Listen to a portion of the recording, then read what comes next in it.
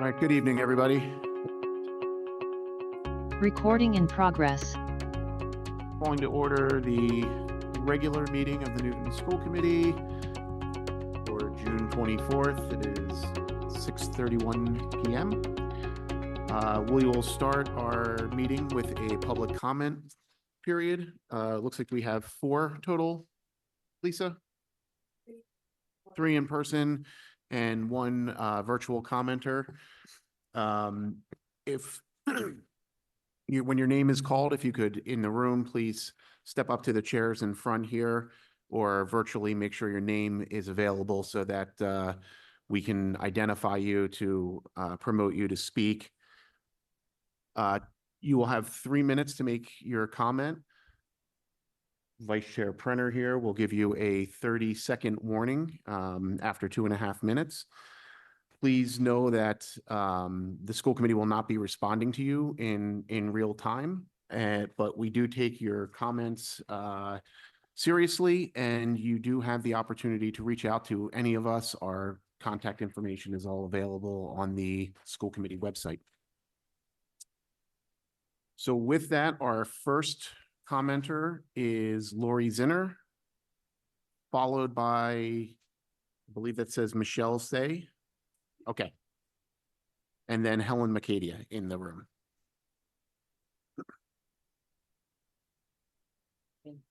Lori Zinner, 41 Marcellus Drive. Good evening, school committee. I come tonight as a parent representative for the PTO Equity Spending Committee. As a member of this committee for the past year, the work that has been done by the parent reps has been eye-opening. I have seen a lack of curriculum standardization across schools, a wide range of facilities, and MPS employees not aware of the equity guidelines other than that they know they exist. Many PTOs are frustrated by these things and find it difficult to accept the equity guidelines when so many other things at MPS are not equitable. I know that MPS is taking steps with facilities, but let's face it, we still have a long ways to go. I also know that Dr. Nolan is also working on the curriculum aspect. While many PTOs would like to see an increase in the per pupil equity limit from the current $40 per pupil limit, 5 of our elementary schools spend 75% or less of the current cap. We also have schools with different fundraising abilities and thus a range of spending between schools, both on equity and non-equity items. During my time on this committee, I have become disheartened by the fact that we as parent reps educate the PTO leaders from the schools only to have MPS staff facilitate violations or simply not know what restrictions are in place for PTO spending. Added to this is the lack of transparency and communication between MPS and this committee with the violations reported for fiscal year 24 this past fall. I also come here tonight to share my worry for this committee, as currently there are no parent reps slated to fill the 3 spots we will leave empty due to our term being up or moving out of district. It is very important to continue the difficult work of ensuring equity throughout MPS, specifically in regards to PTO spending, so that all MPS students have the same access to a high-quality education. I will end with I have hope that with Dr. Nolan now leading the district, that some of the inequities that exist across the district will be remedied. Thank you. Our next commenter in the room is Michelle Say, followed by Helen McCadia. Hi, I'm Michelle Ty. I'm also a parent representative on the PTO Equity Spending Committee. Apologies if I repeat anything that Lori said. I think we have many of the same sentiments. I've served as a volunteer on this committee for the past 3 years because I believe in public education and because I believe in equity. It's important to me, as I'm sure it's important to many Newton parents, hopefully all, that every student have the same, every student receive the same education as any other student here. To that end, I support equity spending guidelines as they contribute to students' curricular experiences. During the past 3 years, we've come to understand that lack of standardization of curriculum, facilities, and differences in PTO's abilities to fundraise, as well as inconsistent information and education, have caused frustration among PTOs and increased difficulty in achieving and maintaining equity. Our particular concern is that these discrepancies cause a significant variability in the educational experiences at each school. And while we've been made aware of multiple obstacles, I think it's crucial that the school committee continue to work towards a practical and achievable policy of equity that's pertinent to our city's situation. the us three parent reps are rolling off the committee, and there are currently no candidates to join the committee as parent representatives to represent the PTOs.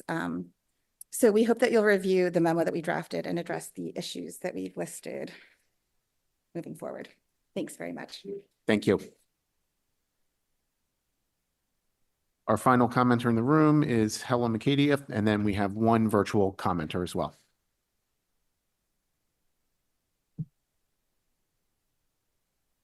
Helen McCadia from 22 Warwick Road. Good evening, school committee. Tonight I am making comments as a parent representative on the PTO Equity Spending Committee, your subcommittee. I was introduced to the concept of equity within Newton Public Schools as a creative arts and science co-chair for Franklin Elementary School in 2018-2019. The concept of the equity cap was introduced at that time, and it is simply defined as a PTO's ability to spend on items that impact a student's education and allow every student to experience a similar education within all of the Newton Public Schools. Fast forward to today, I have served on this committee for 3 years, and I have come to the conclusion that this district has not quite reached this goal of equity. There are many barriers in its path, including the lack of standardization academically, mistrust in the guidelines by PTOs, a disparity in PTO spending, and a lack of awareness of equity guidelines by NPS staff. We have written a memo that will be in your inbox momentarily, and that will summarize these barriers as well as make recommendations for next steps. I do want to end on a positive note that I am excited to see all of the work that Dr. Nolan is doing to standardize the academic experience at Newton Public Schools and her commitment to this district. Thank you. Thank you. Lisa, can you share who I'm sorry, Laura Lester? Oh, Miriam, sorry. Stephen, can you promote, please? Okay. Hello, can you hear me? Yes, please go ahead. Thank you. My name is Nora Lester Murad. I'm at 32 Holman Road in Auburndale. I'm glad to see the DEI report that will be discussed today. It's important for our learning and for accountability.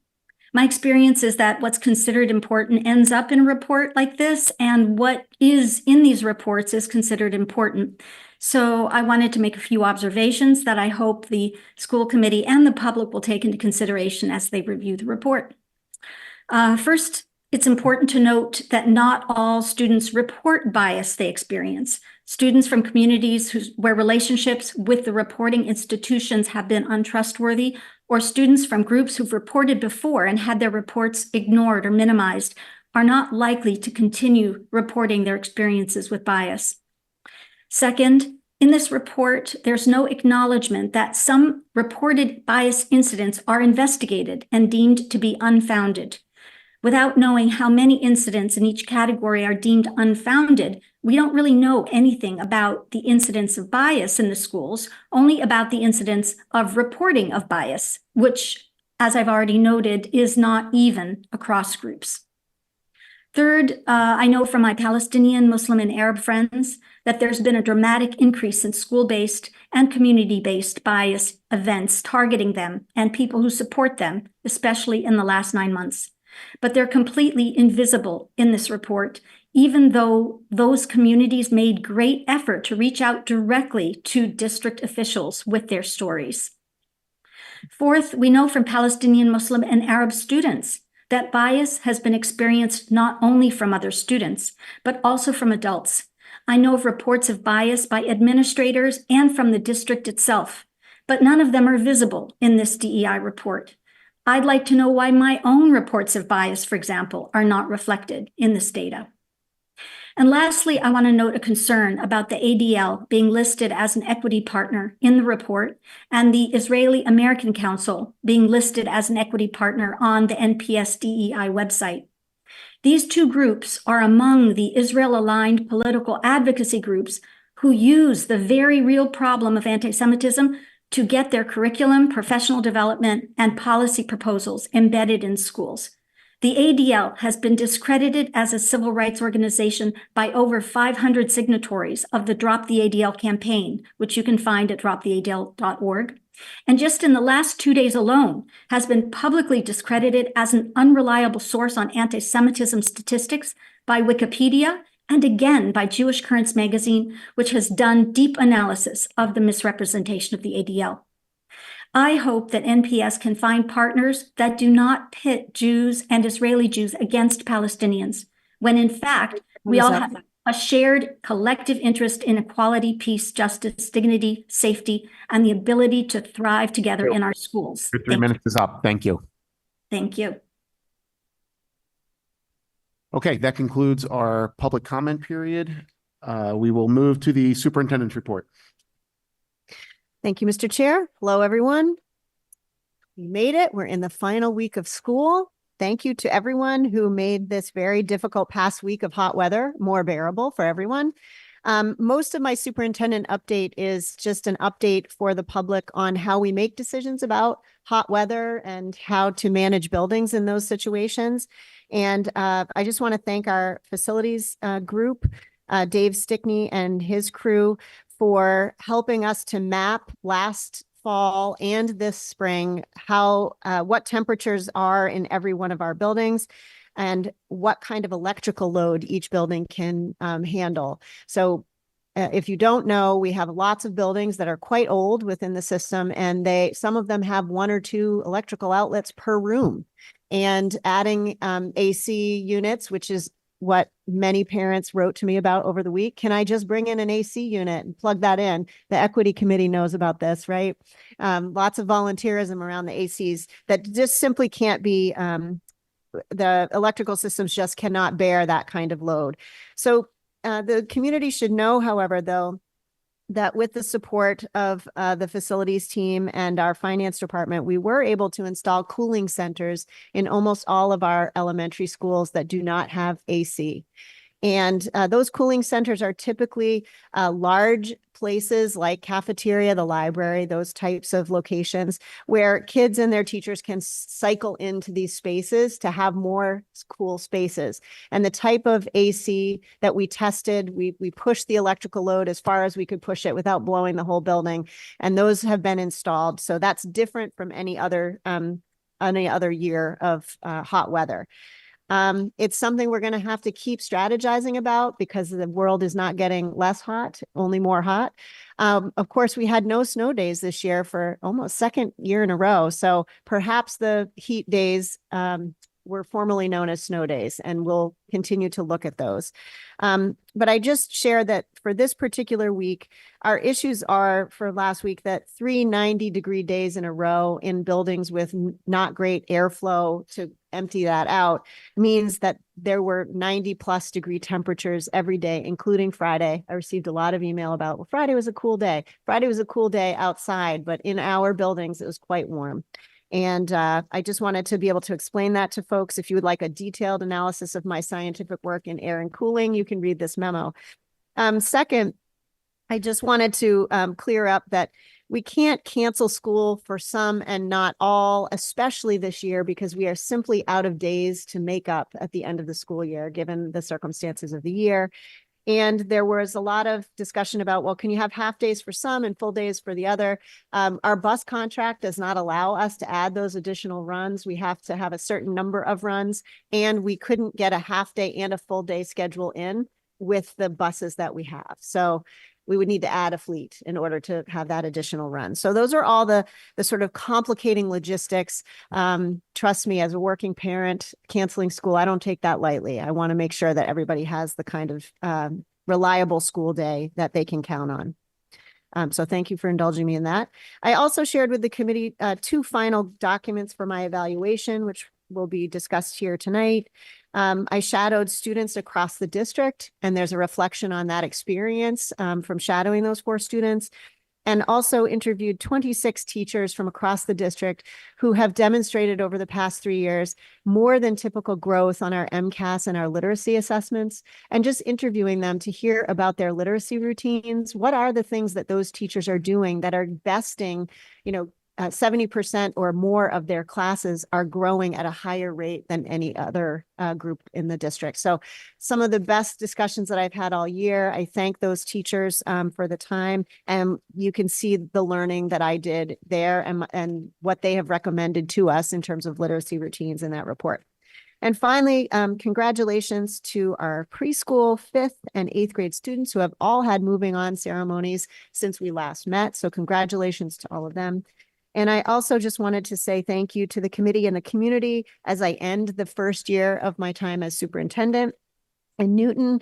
It has been a real pleasure to work with this board, who has been challenging and kind and supportive and visionary for the school system. And it's been a real pleasure to count you as partners. And families, thank you for coming to all of the barbecues and all of the meetings and giving me all of the feedback and filling out all the surveys.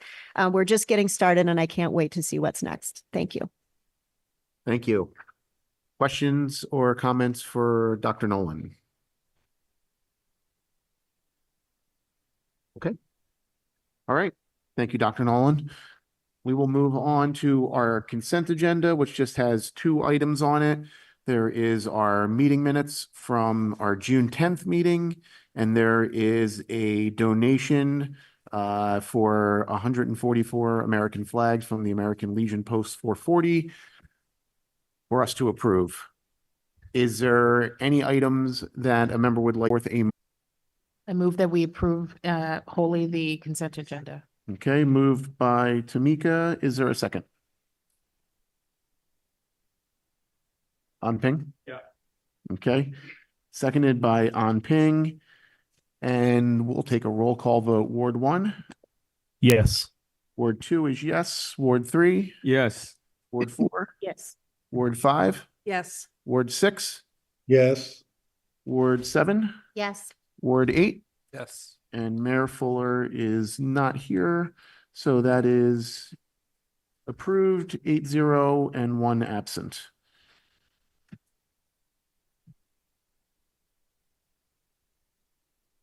Okay, moving on to the business for tonight. We have an update on our internet-enabled device management from Dr. Nolan. We've had some movement in this area, which I'm pleased to see over the last couple weeks since we discussed it as a committee not long ago. Dr. Nolan? So there's been a lot of community groundswell about talking about internet-enabled devices. Most folks are saying smartphones and cell phones, but it has created a community-wide discussion about internet-enabled devices in general. So nice to have our 2 agenda items here on this, and then hearing from Boston College, who has done an assessment of how we actually use technology in our schools, which we contracted way back in the summer of last year and has now finally come to fruition. So I'm excited for you to hear about that. But in the interim, last week, in collaboration with our townwide PTO, the PTOC led a community forum where over 100 parents came to hear 17 of our middle school educators speak about the conditions in the classrooms and schools around internet-enabled devices, including smartwatches, iPhones, other types of devices, earbuds, all the things, our own Chromebooks that we're using within our schools. Those 17 educators were joined by one of our school resource officers and principals, and there was a really robust questioning and answer conversation about how to best care for our children and also prepare them for a world that has digital tools in it. And, what is that balance that we would like to strike? Following up on that conversation on June 20th, Chair Bresky and I hosted a meeting of high school staff, 20 of them, evenly divided between both high schools. Their names are listed in the memo for this packet. And that meeting was to determine an agenda for high school working group to look at internet-enabled device management at the high school level. We met, we defined the scope of the issue. Steve Bertoni and I gave a little overview of some of the information that we're going to hear from Boston College this evening, and an opportunity for folks to share success stories and strategies, and how will we balance for high school folks who will be launching into the world of college work, military, and beyond that does require them to have digital skills. and self-management skills within the use of that technology. So that working group will meet all next year. The group itself asked, could we start meeting this summer in August? And the answer is yes, we will be putting information out about that to accelerate the work of that committee to determine what will we do in the Newton Public Schools at both high schools consistently. At the same time, we have been seeking funding for some type of internet-enabled device management system or strategies to support our middle schoolers. The stories we heard from our educators and the information from the Day Middle School Yonder Pouch pilot has been compelling and has forced us to have to look at many different options to support our young people at the middle level. So that's where we are. And tonight's Boston College Technology Use and Wellness Assessment will help us understand how much device use is actually going on by schools and level, subject and student. And then we as a committee and a community have to weigh what is the future of technology use in our district? What do we want it to be? What do we think students need? And I welcome now, unless there are questions about this, our Boston College Instructional Tech Audit folks to present. Is there any questions first for Dr. Nolan? Oh, yes, Paul. And then Thank you, Rajiv. Chris. And thank you, Dr. Nolan.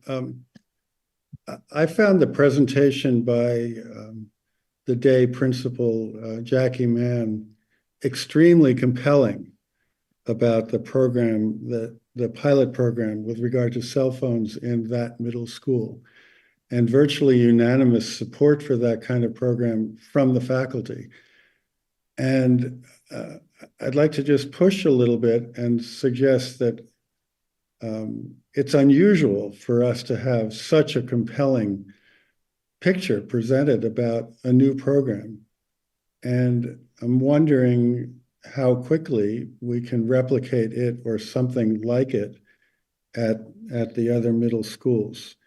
And I say that perhaps overstating the point, but we're dealing with an addiction here on the part of our middle school students in the use of the cell phones in the classroom situations.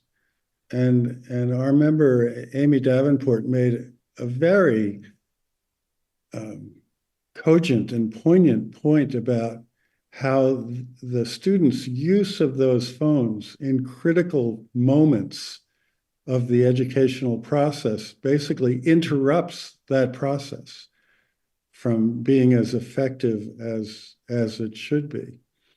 You know, if we had some drug dealers selling drugs outside of a school that were addictive, we would immediately put a stop to it in cooperation with law enforcement officials. Now, this isn't illegal behavior going on, but it's just as addictive. And I think we need to stop it as quickly as possible, particularly in those middle schools. So we are in that process now, Paul, of trying to determine what is that next step for the middle school folks. We want everybody invested to buy into whatever it is, and also exploring funding options in case Yonder is the thing they all decide to do. What we did agree to do right now before the summer is that the other middle schools are having their buildings assessed by Yonder and what it is exactly they would need in order to implement that type of program. So that's where our middle school folks are now as they're closing up the school year. And there has been a request put forward at the state level for some incremental funding to address mental health concerns related to this issue. So that is, I don't know what the status of that is, but that is in the works. We owe a lot of credit to Senator Cindy Cream. I did forward the request to her, and I believe it's either $60,000 or $70,000, and it's still in the state budget. So we'll have to wait till they pass it, which should have been done at the end of June, but will be done at the end of July, most likely. The one thing I can add, and I would personally like to thank the PTOC folks for putting together a great program at Brown Middle School the other week. I think what you're describing, Paul, is certainly not lost on our middle school educators. And I think, when we met with the high school working group, I would say the same thing there. There is a sense of urgency, I feel, around this now from both faculty and from parents. So, I think given that we really just put this in motion a couple weeks ago, I feel pretty positive about, having actually gotten some things in motion. The family education piece, the working group piece. It's going to be our job to address the policy piece. So I'm actually quite optimistic. Rajiv? Question a little bit related to what Paul asked, which is very glad to see that this group is up and running. Have we thought about an equivalent group at the middle school level? So the Yonder pouches sound like they have been working well at day. There are other approaches as well. Do we feel like we want to have something analogous in terms of another working group to make recommendations at the middle school level? Or do we feel like right now the Yonder assessment will carry us forward while we're figuring out what happens at the high schools? The middle school principals' consensus was they'd like to have that assessment, and then they're going to determine what, if anything, different can be done. There were a couple other technologies tossed around, and they're shopping them through their job-alike groups with principals to see if there's any traction there. So I do think we're heading towards some sort of parallel advisory type group, but the principals themselves are really leading the charge on that. And I could just say, I think I feel confident stating this, that we as a committee were really heading towards that consensus of, at the middle school level, this is there needs to be some form of mitigation program, whether it's Yonder, whether it's something else that's a, sort of phone off your person, not accessible type concept. And I think there's pretty universal agreement that something has to happen along those lines at our schools. The working group piece in high school is just, it's really addressing that incremental layer of complexity of having an open campus and having wind blocks and having, all those other sorts of moving parts that exist in a high school that don't exist in a middle school. So, I'm hoping we'll hear back soon as to, what's going to be the best way to proceed at our middle schools. If Yonder was going to be the answer across our schools, we think earliest we could feasibly do it to be able to get a purchase made, go through the training, get things installed, all that kind of stuff is probably after the holiday break in December. And then you'd have sort of a clean slate to inflection point come January. But Day will keep their program. Yes. That's great. One quick follow-up, unless someone else has a question. Most of you probably saw that the LA school district has decided to do a blanket ban on cell phones. And one of the interesting things about the articles that have been written about it is that certain students will require exceptions due to family circumstances and things like that. So as we go through that thinking, are we going to be eliciting family input on this? So will this committee talk to parents at both North and South to get an understanding of broadly what kinds of exceptions might be needed and so on? So they did create exceptions at the Day Middle School this year. So there's a different type of pouch. There's a lot of students who, for medical reasons, have to have their devices with them. So those types of issues have been ironed out at Day so that there's not, some way to stigmatize students with medical needs or who have particular different issues. So we would need to come up with what the high school equivalent to that would be. And that was an interactive dialogue with parents and the principals. Tamika? Thanks, Chris. So I guess building on the very fine points that have been made before, I don't want it to be lost. One of the essential components that made Day's program so successful, that was a very strong, very solid foundational cultural piece that has to either at the same time concurrently or prior to the implementation of a Yonder pouch type program have to be in place. So I get the urgency of getting to the finish line, but the process of getting there is equally as important. I would say almost more so. That's why we're meeting now and getting that ball rolling. So I'm sorry. So to clarify, it's the process embedded within the schools themselves, among the school-based teams, among the administrators to other administrators, among the administrators to the students. That's the process I'm talking about as being essential. agreed. Any other questions? Okay, should we move on to the folks from BC?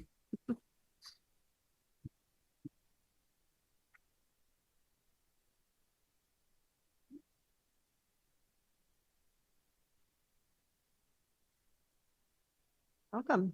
Welcome. Hey, Damien, you want to Oh. introduce yourself and your team? I don't know if you folks want to come and sit with the, they're like, no, thank you. This is what happens when you give choice, Uh-huh. right?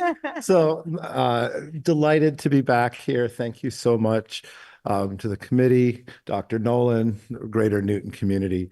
We're here to talk a little bit about some of our favorite topics in education, data, and research, right? And I really think this is a great timed presentation in that, you know, we've been doing a reflection around student and teacher practices and beliefs around general technology practices. And I'm just going to be sharing a fairly high level, quick overview of some of the things we've seen. So my name is Damien Biebel. I'm a research professor at Boston College at the Lynch School of Education. And I'll talk a little bit more about my work in a moment. But I'm joined here by my very shy research assistants who are very capable and they've been really helpful on this project, Sina Zine and Gareth Cleveland. So we also created a project website where you can find just general information about our partnership. Some of this history between Newton and the Lynch School of Education. I've been at Boston College, we'll just say since the 1990s.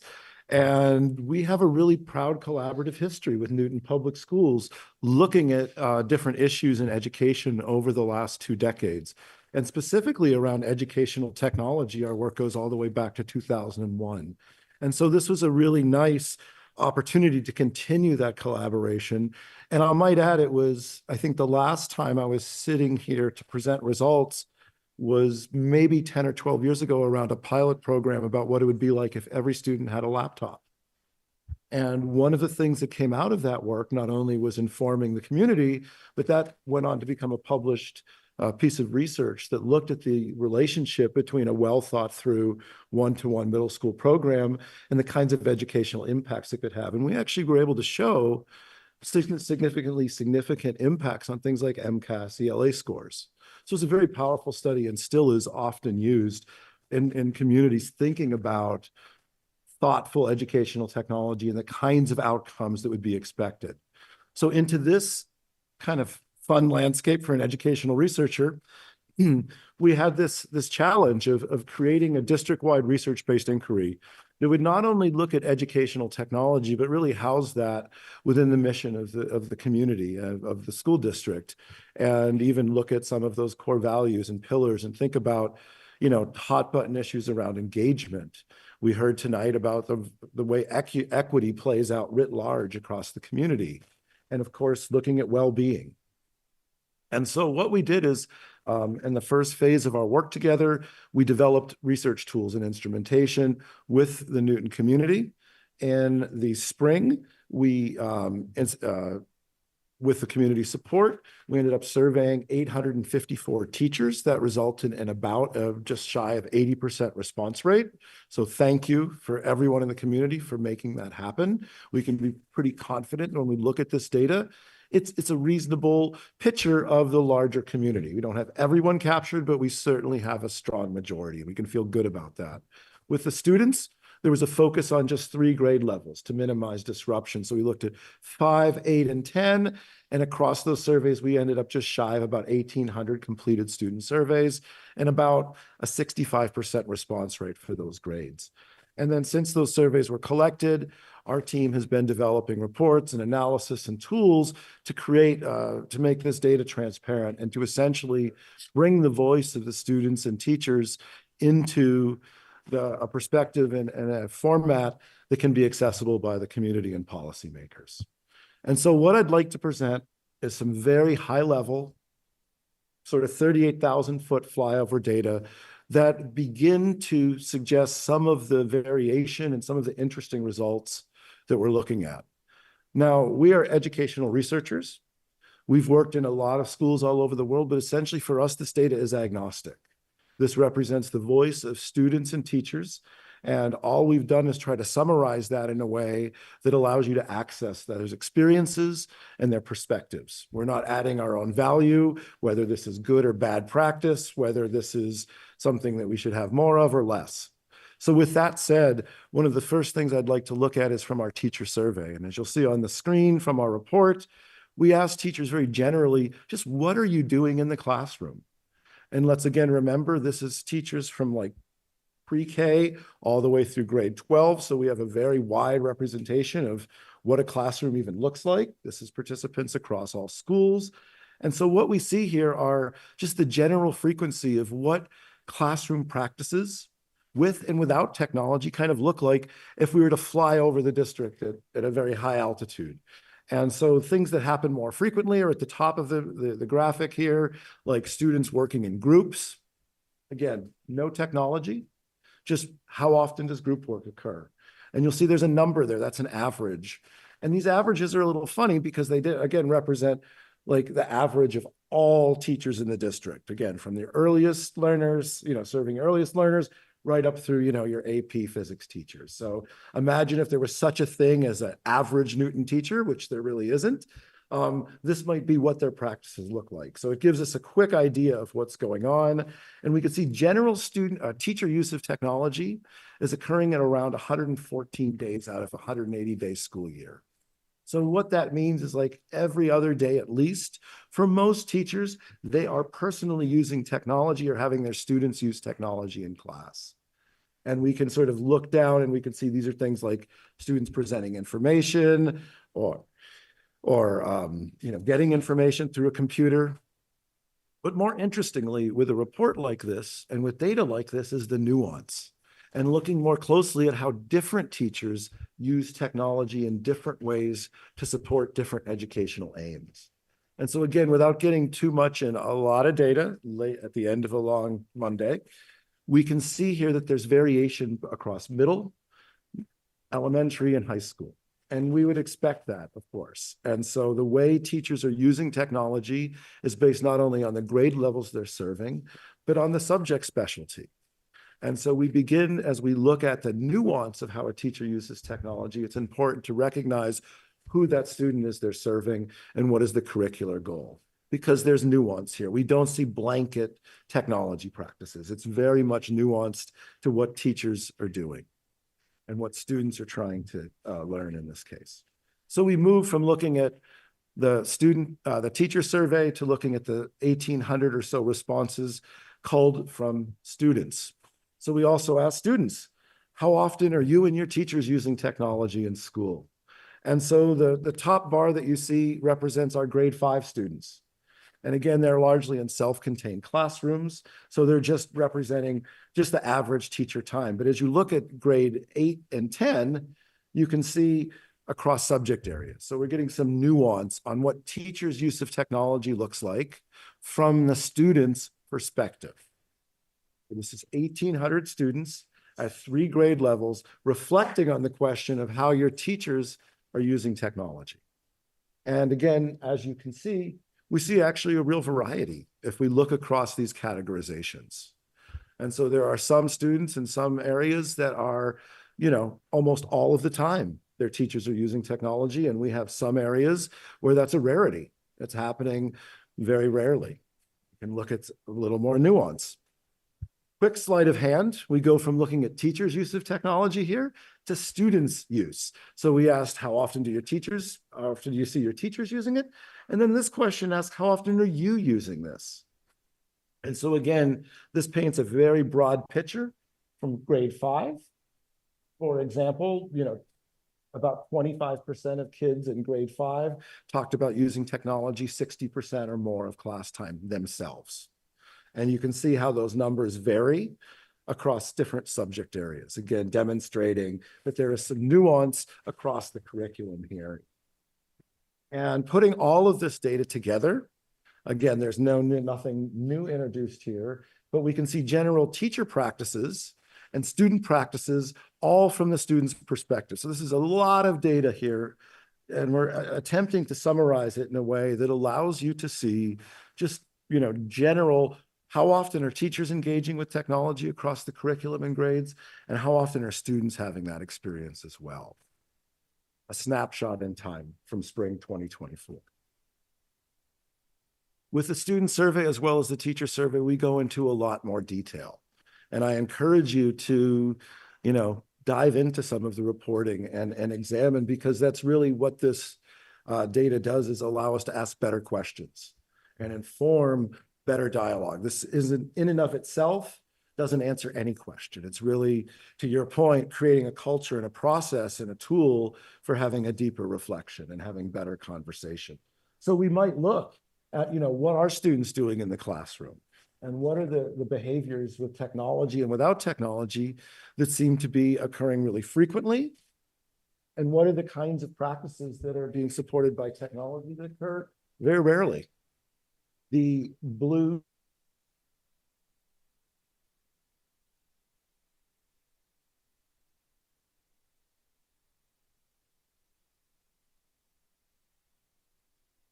When we asked the students this, they told us this happens a little less frequently than when the teachers told us this on average. And we can go into more nuance and look across grade 5, grade 8, and grade 10 students and see something like students working with other students in groups. And again, this is irrespective of technology. This could be with technology, or it could just be with any resource. And we can see, for example, the average increases as students maturate across grade level. So an example of just seeing how patterns start to emerge, and the experience of a 10th grader obviously is different from an 8th or a 5th grader. And this reporting and this tool allows us to see some of that nuance. In addition to looking at technology practices in the classroom, we also wanted to capture perceptions and beliefs, particularly at this important time, and to inform all of the voices, because we know, we can do things like focus groups, we can observe classes, we can invite people to talk, but a survey is a very good tool for getting even those quiet kids in the last row and their voice, and teachers who don't always come to school committee meetings or don't always sign up. We were able to capture, I think, a broader perspective of perceptions toward teaching, learning, and technology through a survey tool such as this. And what I've done here is, we asked some really direct questions of teachers and students about how they're impacting and experiencing technology on a day-to-day. And I'll try to summarize it, but it's really complicated, as you might imagine, and it's fairly nuanced. But in general, teachers overwhelmingly believe that technology has a positive overall impact. And it's most impactful on things like academic opportunities, academic achievement, and believe it or not, even student engagement when we look across all classrooms and teachers. But as I said, it's a complicated picture. We see teachers really concerned about the impacts of technology on students' health, emotional health, and social skills. And that comes through loud and clear in the data. What again is interesting is the nuance. So as you start to think about these issues in the community, data such as this and tools such as this allow us to see how something like student engagement, which is a little hard to see here, but I'll zoom in for our benefit. Elementary is represented by yellow, middle by brown, and green represents high school. If something is 0 on this scale, it's entirely neutral. If it's positive, the more positive it is, the more positive teachers were. The more negative that number is, the more negative teachers were. So with this average, we could look at elementary teachers being very positive about student engagement and how technology can really engage kids in the classroom, whereas middle school teachers were much closer to neutral, and we actually see the average for high school teachers just dip a little bit below that 0 neutral point. So there's some real mixed feelings about technology across the school, but particularly things like student engagement. Let's continue. Now that I zoomed in, I don't know how to advance my slide. There we go. So again, we asked teachers very directly, how concerned are they with just general health issues, both themselves and their students. We looked at well-being indicators with the idea that perhaps this was an opportunity to get a snapshot in time for teacher well-being and student well-being, or at least a quick flyover, and to be able to see if there are any relationships with practices emerging in the classroom. In other words, what kind of teachers or what kinds of practices are associated with teachers that feel really confident about their students' well-being and their own well-being versus teachers that feel really like they're struggling a lot. And across the community, we have teachers representing all of those facets. It's a complicated picture here. So again, to continue.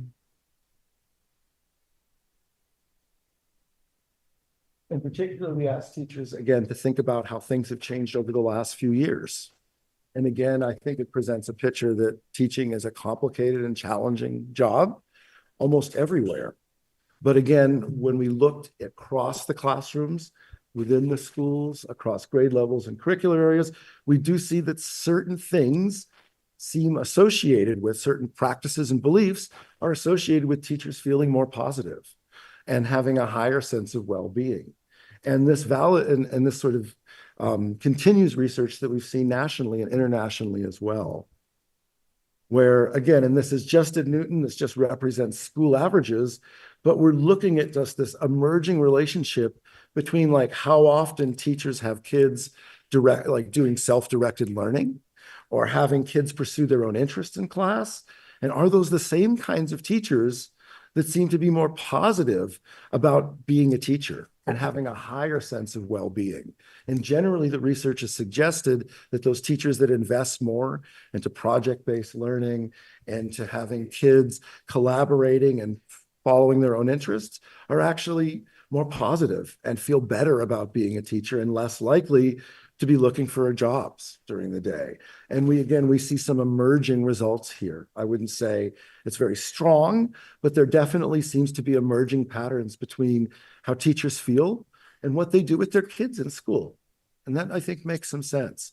And so we can look at the relationship just emerging between like the practice of having students presenting information in class and how teachers just feel generally about their enjoyment of teaching, and start to have those conversations aided by some data and reporting.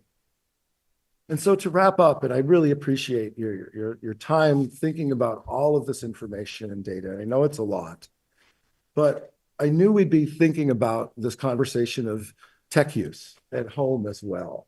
And so the survey provided a very nice opportunity to query students in an anonymous, hopefully valid way. And we simply asked them, how much time are you using technology on a typical school day?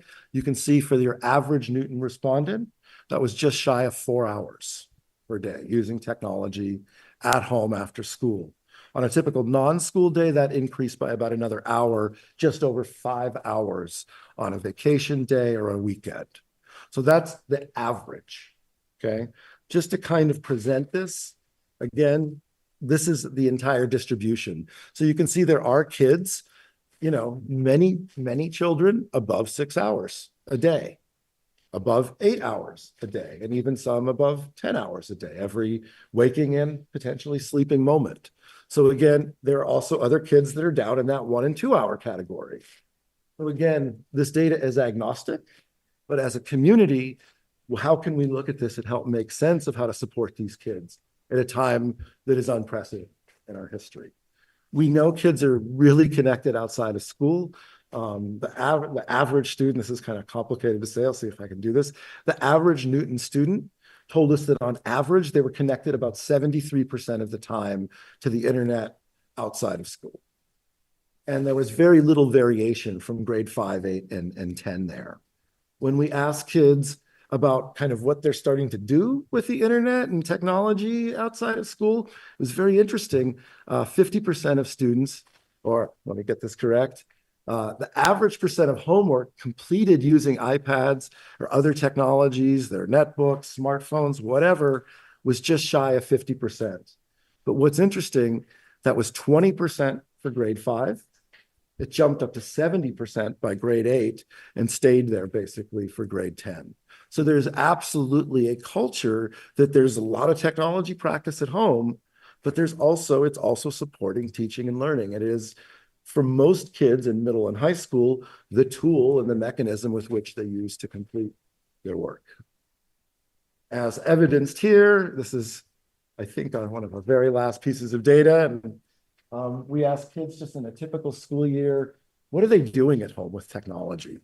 And no surprise to the parents or teachers in the room tonight, chatting, instant messaging, using the internet for fun, social networks were all very, frequent. But also accessing the internet and accessing content for school and using internet for schoolwork and supporting teaching and learning. We're also there amongst like very frequent part of the culture of student experience. And so again, this is a flyover. You could write dissertations back on data like this. I mean, you could propel, lots of professional learning experiences and developments. So as a first step, we wanted to make this data accessible. We wanted to create an environment where it could be used as part of the work and conversations that you're having supporting the students and community. As to do that, we've created data dashboards that allow the data to be accessed in almost real time and manipulated, and allow us to check assumptions. Even like during a school committee meeting, someone could say, well, how many minutes a day are our 8th graders using technology for a certain purpose? And that data is accessible in just a click away. And so we wanted to create an opportunity to look at that and use that. And we've also created, not only study-wide reports that tell the bigger story of what students and teachers are doing and what they felt, but also each participating school will get a student and a teacher report that has just their own results. So again, just trying to raise the discourse and that conversation through the data we've created.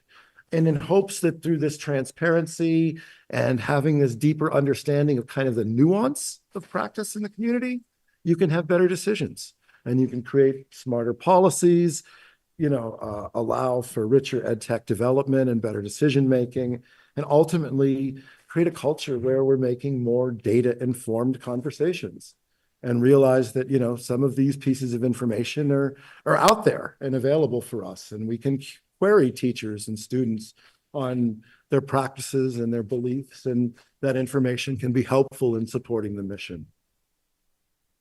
So again, we have some time, I think, for questions, and even offline, we're delighted to continue the discussion and continue to see what great questions the Newton community will come up with that Boston College may help support you with a little bit of the hard work of trying to answer those questions. So thank you.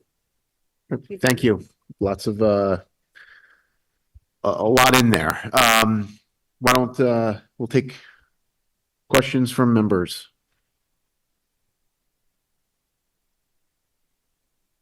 Mayor Fuller, and then Tamika.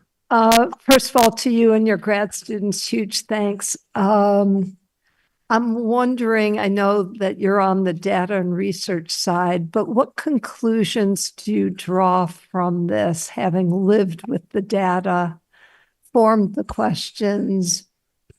What do you conclude? One thing that came through, and I think part of it is like from living with this data, but also having worked in a lot of communities all around the world. And we're really fortunate at Boston College to have a really broad international network of schools we've supported. And one of the things that struck me from the data, and if you think of those stacked bar charts that show some teachers are doing things every day, and some teachers in the same grade level and even the same subject are very rarely engaging in that activity with their students. And to me, that suggests a nuance.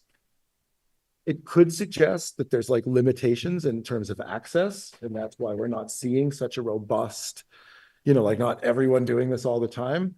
But when we ask teachers about obstacles, that wasn't the case. There is resources. There could always be more resources. If you ask a teacher, do we need more resources? The answer will always be yes, or almost always yes. But when we looked at the data, the way the resources are being used seems to be very thoughtful. It's not technology. We don't see evidence of just tech for tech's sake.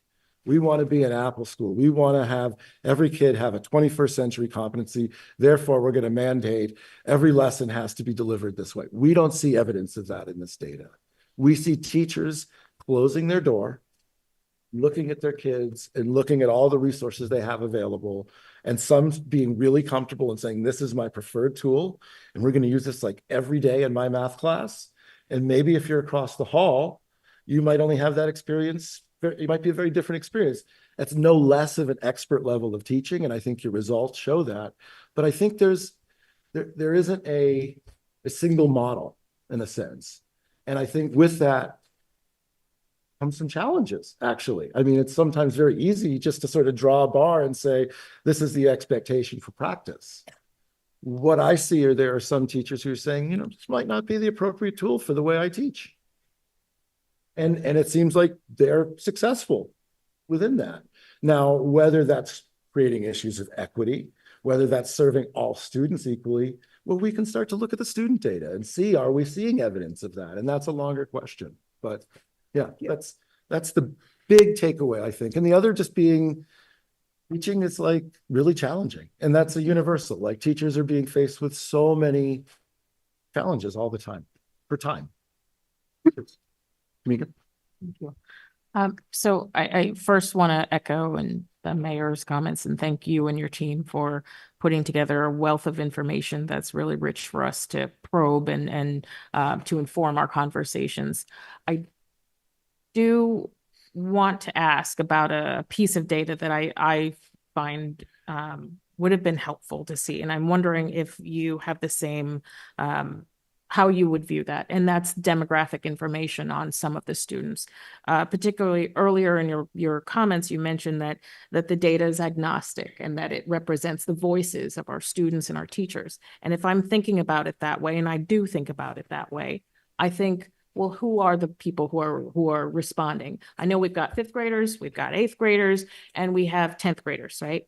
But I don't know, who are they? Are they socioeconomically challenged at home? Are they minority groups? Who are they? Male, female? I have no visibility into that, and therefore it kind of limits the way that I can think about how we can help our students and what tools we need to give them in order to buttress the way that they access this technology use for schools. So how do you think about that? Yeah, I love the question, and I think it's really important. And in all of our research, we do look at, you know, demographic factors and home variables and all of that.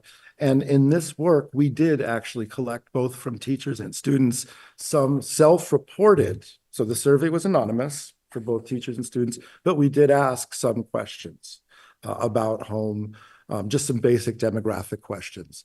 We didn't, there's summaries of some of that in some of the reports, but it's really in the dashboard because we weren't sure, there was just too much data to like filter it by all of the different groups. But in that live dashboard tool, you can actually use any of the demographic questions. So for example, you know, you can start to look at some of those variables. We didn't ask every demographic question a researcher like me might be interested in, but there are some to explore. And I think it does give you a deeper context of what that student voice really looks like and means. And I think to your point, the survey is kind of like a flyover. And my hope is that the survey will like lead to good questions or questions that then you will like reach out to talk to students and talk to teachers. And it's like the survey, as impressed as I am and as proud as I am of our results and the reports, it's a step in the process, I feel. And I think the demographic information that you see in the data dashboard will be helpful, but not fully satisfactory. It will get you a little closer, but it won't answer the question. You'll still have to talk to people and address the concerns in the community. I'm happy to hear that. And I thank you once again. Thank you for the— My pleasure. Yeah. Anping, and then Rajiv. Thank you very much, Professor, for this data survey and analysis. First, general comment. You know, I remember 20 years ago when Department of Education measure the school qualities, they might use the technology as indicators. Oh, this school used 80% or 70%, 90%. Well, at that time, people thought probably 30 years ago, but at that time, that was the future, a trend. We have to use technology. So now, I guess, come to the inflection point. Now people realize. So on that sense, I'm wondering, have you done any similar survey analysis with other districts? So when we look at data, we have some way to compare. Because this time, for me, first time, look at data. So 80%, 70%, what does that mean? Yeah. I cannot say, whether this is significant or that's just general status of other schools. Yeah. Any sense at all? Yeah, it's a really good question. And, as a research scientist, I have to be really careful because we really try to control when we make comparisons like that. And I can just honestly say, I know of no communities where we've done work like this that you would want to compare to Newton in the way, and that it would be a valid comparison. And so, an independent school in Hong Kong or a school in Mumbai, India, or, they're not fair comparisons. They have different missions, different educational objectives, different curricula. So one of the challenges with a tool like this is it is a Newton document. It does not give it any insight, particularly out of Newton. And so that is a challenge. And we have done work like with the state level and at the national level and tried to look at, how do these questions potentially compare to like a state average or a national average. And honestly, even that data is very limited. So it's fairly unsatisfactory response that we can't give you a good comparison group or the context for the Newton results, other than looking back at where Newton was 10 years ago, 20 years ago. And in that case, we do. And we can look and see what teaching and learning practices look like in sixth grade 11 years ago when they introduced the first one-to-one technologies. So there is opportunity to potentially look at how that journey is evolving here. But as a scientist, it's kind of it's a bad pun here, apples to oranges. I agree. I agree. Also, we have to acknowledge Newton's a little bit special. You can't compare with Lexington, Wellesley. It's very different, right? Even though our neighboring towns, or even Brookline, probably for that sense. Absolutely. But you said a state. Do we have a kind of state level, some kind of survey like this? There is very little out there. For many years, the State Department of Education had a student survey that had a number of questions that had some parallels here, but I'd have to look up and see. Are you familiar with what's in each MCAS student survey? Yeah, the vocal survey at the end of the MCAS for grades 8 and 10 does capture that information, but so does our youth risk behavior survey locally about technology use of that type. That's part right. Chris, quickly, another follow-up question. To data, I probably like you to elaborate a little bit. On page, do we have? Seems no page number, but teacher survey, teacher well-being and concerns. That got my little bit attention here. The first one is, how concerned are you about the following? Now, the very number one, students' emotional well-being. That one, I thought the percentage, quite concerned, extremely concerned. And if we add together, 47%. Yeah, thanks, Steve, too. Because, okay, great. That data, now you can see almost half from teachers' perspective, 50% well-being. So now I'm wondering, in what sense? Because you said, how concerned, that's exact the language of that question, right? Yes. Concern in what sense? Mostly people could assume this is a little bit negative concern, right? Yes. So that's high. So that's just my comment. I don't know if you have anything to to just share your thoughts when you look at that or when you designed this kind of questions. I mean, we were very interested in just getting teachers to self-reflect on not only their own well-being, but how they viewed their students' well-being. And we did, I mean, there's a lot of concern for students' emotional well-being, and again, it's interesting because, much of our work when we think about talking to teachers is around curriculum and the subject area they teach. And what's really interesting, and when we look at what teachers are doing and how often they address well-being with their students, I didn't include that in the summary, but teachers, one of the most widespread practices across all subject areas and even, into middle and high was raising concerns and issues about supporting students socially and emotionally as well. So even though I'm an AP Physics teacher, every day or nearly every day, I'm also addressing social and emotional concerns as a teacher. Mm-hmm. And that's what came through here. And so that's something that's interesting, but I think you're right in focusing on this.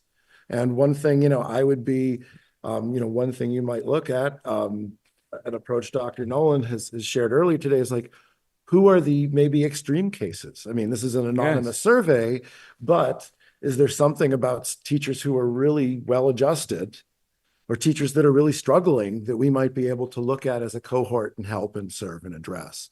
And again, this tool is meant to just sort of give us this idea of okay, this is an area for this is a concern. It's not, it doesn't identify who those teachers are necessarily. Yeah, I totally agree. Probably I shouldn't push you too hard because you collect data. You're not supposed to answer all the questions about this. Quickly, last one. Next page, next diagram. If you just move, yes, here. Yeah. Now I do need your help here. You have the plus and the minus numbers here. So thoughts about leaving the teaching profession, that will be very interesting to our school committee, especially we had this huge event, as we all know. And then the other things, measure supporting students' mental health by school and your use of technology to support the mental well-being. So these are supposed to be positive. Correct. But actually, based on the question, thoughts about leaving the profession is something you don't want to be positive. Yes. So, and then the following are negative, but this number seems pretty small, 0.7. How to understand that number? So you probably could have a better knowledge to help us to understand. Yeah, and so there is a complementary graphic for this that that shows the actual responses. And it shows how each teacher fell into each response. But basically, the more positive a number is, the more positive the teacher valuation is. So a 0 would be neutral. Yeah. And so what you could see in the full report or in the school-wide report for teachers, I would recommend following this graphic is the stacked bar chart that will actually show each of the categories. So what percent of teachers there was a major increase in wanting to leave the profession? What percent of teachers? So that will give you a little more nuance to this data and will help, I think, interpret and make sense of it. What I wanted to do here is just sort of show this overall pattern. And I think you'll find, looking at the stacked bar chart that follows this in the full school-wide teacher report. Yeah, please. Okay. So that's probably we will do some further, dive into the data, but 0.7 does not mean much at all, or means. I mean, it would be not quite a minor increase, somewhere between neutral and minor increase. Okay. So it's not. It's not anytime that number is positive, you want to pay attention. I would think. Yeah. Okay. However, that's the scale with which it's on, and then you can look in the actual report and actually see how that breaks down. And I think you'll find that valuable. And I'm glad you can write to me, and I'm glad to set up a time and chat through any of it. Yeah, great. Thanks. My pleasure. Thanks. Great. It's a lot of data. Thank you. All right, Rajiv, then Paul, then Barry. Thank you again. As to echo my colleagues, this is really helpful. I'm looking forward to digging through the dashboards. Ping asked about a comparison of Newton to other school districts and other places you have surveyed, and I fully understand why there's no perfect comparison. But I was interested, you have a question here that asked, from your perspective, what is the impact of technology in general on the following, right? And then you had the breakdown. Very roughly speaking, it seemed to break out into positive on the academic side, negative on the social side, right? I know I'm kind of summarizing a summary of Fair. on that front, at least. Is that something where you have a comparison to other? I would School say districts? that pattern is the norm around the world. We have 1.1 billion children on the planet. And I think if you ask their teachers and students the same question, you'd see a fairly similar breakdown.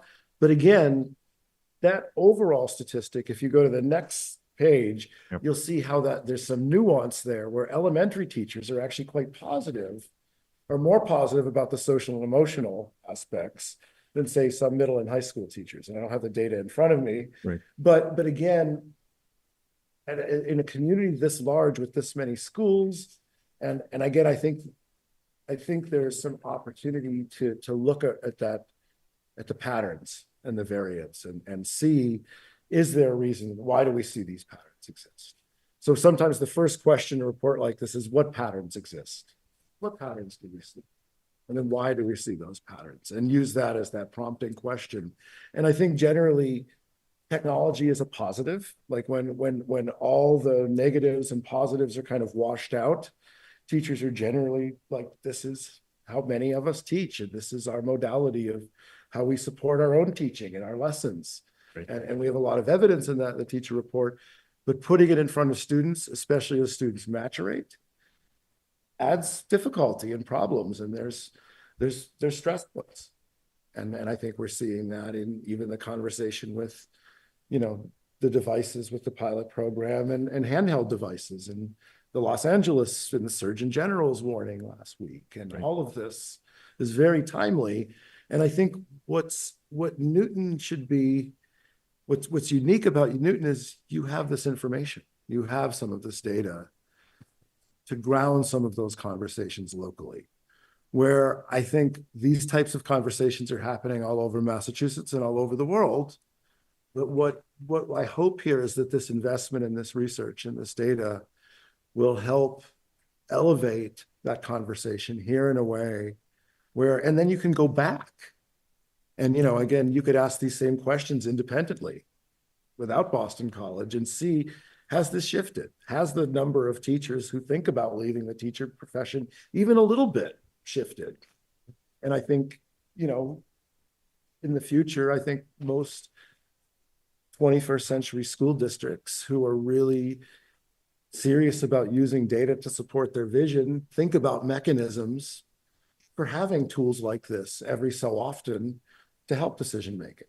But it's a cultural piece. It takes time. It's tough. Thank you. A lot of data. It's a lot of data. So thank you. I appreciate it, and I do think, coming back to what you said, that when we think about the recommendations that'll be coming out of the working groups, we're going to have to look very closely at the balance between enhancing academics versus creating a better social environment. So it's not going to be an easy one, I think. I agree, but I think, some of that data too, just about what students' home life is like too with technology, also sets up the story for what's happening in school. And that, students are coming into school from a place where they're using technology for a parent, like what seems like all the time. And so again, how do teachers deal with that burden in terms of being, engaging and supporting kids in their learning and supporting, all of the wonders that technology allows, but not losing the social emotional piece. And that is, from the teachers, that's a challenge that each one is facing and kind of navigating on their own terms. Thank you. Thank you. Paul. Thank you. My questions are really for Dr. Nolan, or mainly for Dr. Nolan. as we were just discussing, the report rather clearly lays out this dichotomy between ostensibly improving learning in the classroom using technology versus the social and emotional, the negative social emotional impacts of those same machines. What's our plan for reconciling the two conflicting results for our students? Well, I can't simply speak for every portion of the community. I think it's two parts. Our students are enmeshed in technology use in and out of school all the time. So we're going to have some community agreements and some community expectations, and we need to decide what our instructional model is going to look like moving forward. As a system, we've adapted to a new way to train our administrators to look at and evaluate instruction in a coordinated fashion so that we can bring some evenness to the way that instruction is evaluated in the district. So to me, that's the first step so that we can start to talk about what are the instructional strategies we want to grow that bring us the results that we want to see. I think we're in a time, I mean, you're talking to someone who for 20 years was in one of those districts that wanted to be an Apple personalized technology learning district. And I measured those results and I looked at those impacts, and Dr. Bebel helped us to say what was effective and what was not. COVID brought the devices to Newton en masse, but did not bring the training to teachers prior to that around how to use technology with specific instructional strategies to adapt to certain learning needs. So we have an opportunity to really evaluate, what grade levels need technology, what don't. We had a robust discussion, Steve and I, after we talked to Damien last time, just about what should we be doing? When should those devices be in the hands of the kids? What is that gradual release of responsibility and teaching it just like we teach study skills? What's our digital literacy and media literacy scope and sequence going to look like? So I think those are all to be determined as we move through the next couple of years with our strategic plan defining that next year, saying these are the places that we're going to double down. We'll make a decision as a group, you as a committee and us as a teaching team, about our sustainability plan for technology. Are we going to keep it exactly the way it is now or not? And this was designed to help us kind of see, if our kids are using technology this much at home and this much in the day, where's the give going to be? We're not able to go into people's homes and manage what they do. But we can manage what we do. So we're going to have that conversation. I see the internet-enabled device conversation as the next step to saying what are the community values and what do we want to see. And Paul, during that meeting with the 100 parents, it came up about our own devices and are they really necessary at 5th and 6th grade? Are they necessary to take home at the 6th grade level? So I think the questions are the right ones to ask now before we just simply press repeat on what we're doing now. Thank you. I think that was a really great answer and is refreshing, if I may say, compared to how we got here. Yes, we got here through COVID, but there was, I remember listening to school committee meetings and hearing our administrators extol the degree to which the students were facile in the use of computers. And of course they're facile in the use of computers, but that doesn't answer the educational questions that you've just addressed. So I'm very pleased that you're thinking about it that way. I was disappointed in Damien's report in that there was nothing here presented, and perhaps it's deep in the data somewhere, about K through 2 use of computers, whether the use patterns in the classrooms or the educational value as seen by the teachers or the social emotional aspects at that grade level. Is that data in the report, and are there sufficient responses, Damien, for us to break that down to look at K through 2? Yes, so obviously not in the student reports. We didn't survey below grade 5, so we don't have student voice from those grade levels, but we did capture teacher voice. And in the reports, as well as in the data dashboard, you are able to look and examine some of that nuance. And so that's exactly the kind of, reflections and conversations we wanted to be able to support. So yes. Can you give a sense of, if you remember, how many of the teacher respondents were in the K through 2 grade levels? I'm looking at it right now. Okay. Thanks. So there were 93 kindergarten teachers, 141 first grade teachers, and 142 second grade teachers. Great. Kindergarten teachers say that there is some daily use, but a couple of times a week was most frequent. First grade has a daily use. But I do want to say that there may be specific routines that are enacted that require that. I don't think you track the number of hours of that, correct? No, I don't think so. Yeah. We'd have to look. But the point is that we did collect that data from teachers. There are a number of teachers that, when you look at those numbers at the individual grade levels, teachers serve more than one grade level. So that's not all just kindergarten. Some are K1, 1, 2. But the point is that we do have a substantial representation from early years, and we can look at teacher practice, how teachers are assigning student practice, as well as teacher voice uniquely for that cohort using these tools. So I'd like to think we can support that. And I'm delighted to see that Dr. Nolan was able to actually pull up that data in real time and actually quote from it. That's amazing. I mean, that's what we're trying to build a culture of. So Paul, for example, what I'd be looking at is for those teachers who prioritize things like drill and practice, that is who has the highest number of the most frequent use. So then I would want to ask those teachers, so what are we drilling and practicing? So that's the kind of instructional discussion. And then we would have a conversation like, is that what we envision for this grade level and this developmental age group?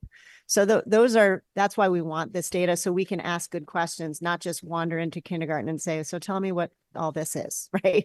We're hearing about their habits and then asking good questions. No, as I say, I'm really glad you're approaching it that way. The final question, Chris. Damien, can you pull up the slide that shows 5th grade use of technology during the year? The student responses. Sure, let's see. Actually, here, let me go up. I think it was before those, yeah. No. You're looking for, so this looks at specific. No, it's before, it's the chart that adds up to 100% in each of the bars. Okay, the more general practices, sure. Yeah, that one.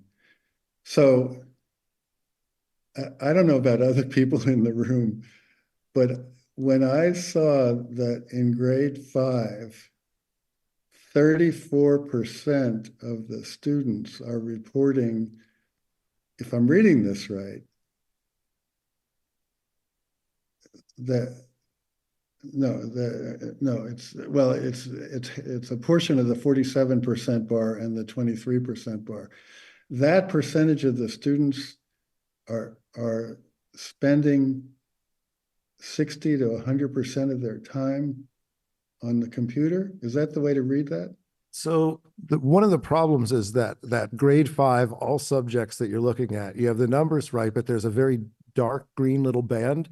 That area from 81% to 100% was too small to actually put the number in. And I think it was like 2% or 3%, and so what that means is that it's actually more like 25% or 60% or more. And that middle band, that 47, is actually corresponding to like a half the time kind of category. Okay. So I would ask any parent in the room how they would feel about knowing that for a majority of the students, over half of their time in the classroom is on a computer. To me, that's an astounding result and makes all the more necessary what Dr. Nolan has talked about in terms of evaluating the relative importance or the appropriate importance of these technologies in the classroom.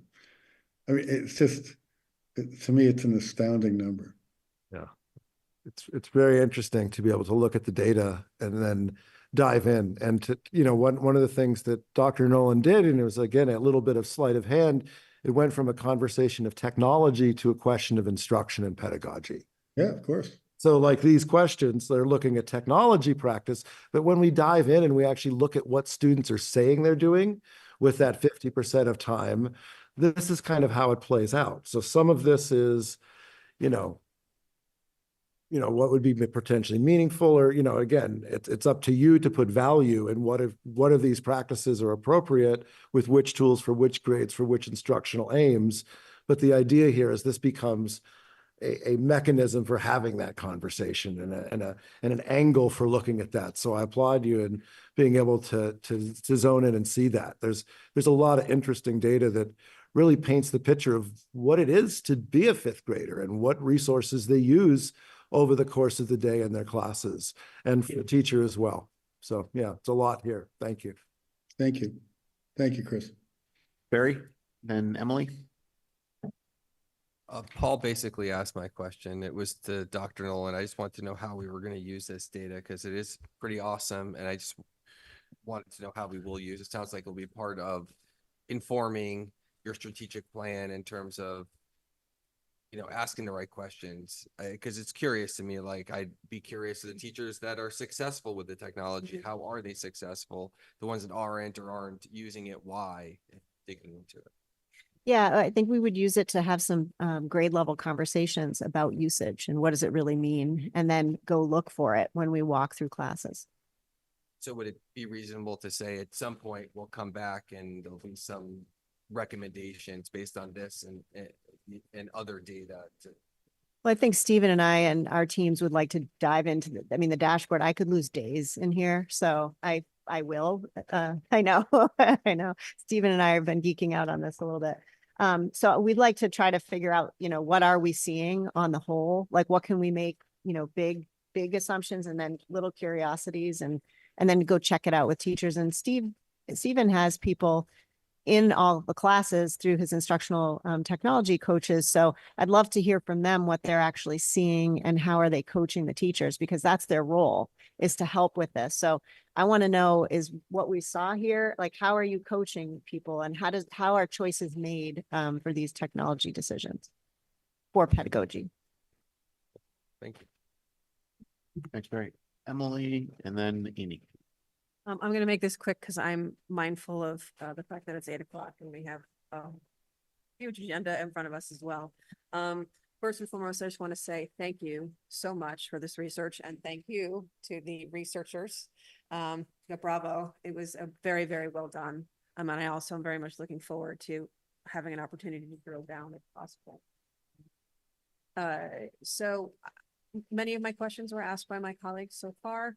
I just want to kind of respond a little bit to Paul briefly in that if my understanding is that this is self-reported data from the students, and that's important to remember. And I'm not saying that they are either saying that's too much or too little, but it is self-reported, and so we need to take that from a grain of salt. It would be interesting to hear what the teacher's perspective is side by side with the students. So that's one. And the second thing is, it would be good in our discussions about social media and use of internet devices to elevate the particular chart that talks about home usage during school days and then during vacation times, because I think that is very eye-opening. And also the bar on the bottom that talks about 12 hours of internet usage and what percentage of students that was. And I think that would be a helpful thing to bake into the broader conversation that we're having around technology and students. So, but thank you again very much. Thank you very much. Thanks, Emily. Amy? On a similar vein as Emily's comment, the slide about technology practices at home to me feels like our wheelhouse, in that I think Dr. Nolan's done a great job at speaking about the instructional implications of the study. When you look at the technology practices at home that students report, we have to remember that they're doing all those things at the same time.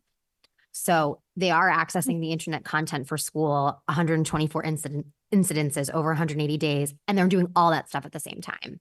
Well put. And as parents and community members, I think this is something that we can talk about within our friend groups, right? What are the conditions under which our students are doing internet-enabled work? The other thing that I think is interesting in terms of the internet-enabled devices group is to think about trying as a district to articulate different expectations for 8th and 10th graders in terms of their access in school when they're reporting that they're accessing technology outside of school at almost the exact same rate to do their homework. And so if we're going to be thinking about when kids use their devices in school, I think we also need to engage our educators in thinking about what they will be asking kids to do with technology outside of school. And then the parents need to show up and think about what that should look like in our houses. Thanks. Thank you. Tamika, go ahead. Sorry, I know we're short on time. But I just wanted to follow up into any parent or school committee member who is kind of gobsmacked at the self-reported hours that are spent on the computer in the classroom, in the educational setting. It's really important for us as a committee, but also for parents to avail themselves of the numerous opportunities that our schools are putting out to come in and see the way that they're teaching. It's beautiful and brilliant. I have attended every single curriculum night that my children have had through their educational experiences. And in the time that that technology use and computer use has been bumped up, what I've seen is you walk in and the educators will take the parents through a real life, this is what your kid is experiencing type scenario. And like I said, it's awesome. I've seen that at Day Middle School, and I got to tell you, the educators there are doing phenomenal and fine jobs of embedding it in very tactile, real, useful ways for the kids to access what they're being taught and to reinforce what they're being taught. So I would encourage all of us to just don't wonder, don't, kind of guess or be worried. Go see whenever you get the chance. Go ahead. One more quick question. At any point in this data journey, has there been any discussion, or have you ever actually invited parents to be a part of the survey? Yeah, that's a great question. And in this case, no, we had a fairly limited budget and timeline. And so our focus was on students and teachers. Also, from a technical perspective, those are fixed numbers within the community and district. So we know exactly how many students are a day and how many teachers are a day. So we can have a fair amount of precision with our response rate. When we start talking about parents, guardians, it gets a little more scientifically nebulous and challenging. We do it, but it's a different kettle of fish in a sense. Thank you. Thank you. Thank you so much. Appreciate it. Greatly appreciated. Thank you all. Appreciate that.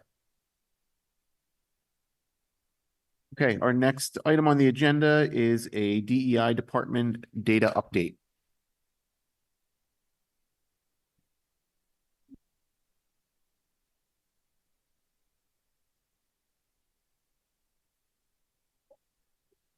Hello.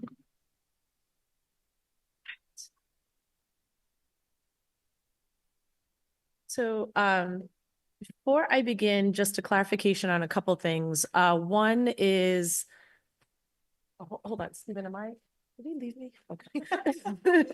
I brought this so I can kind of respond to questions, but maybe I'm supposed to just, is the expectation that you have reviewed this and I'm responding to questions, or is it that you would like me to highlight some pieces?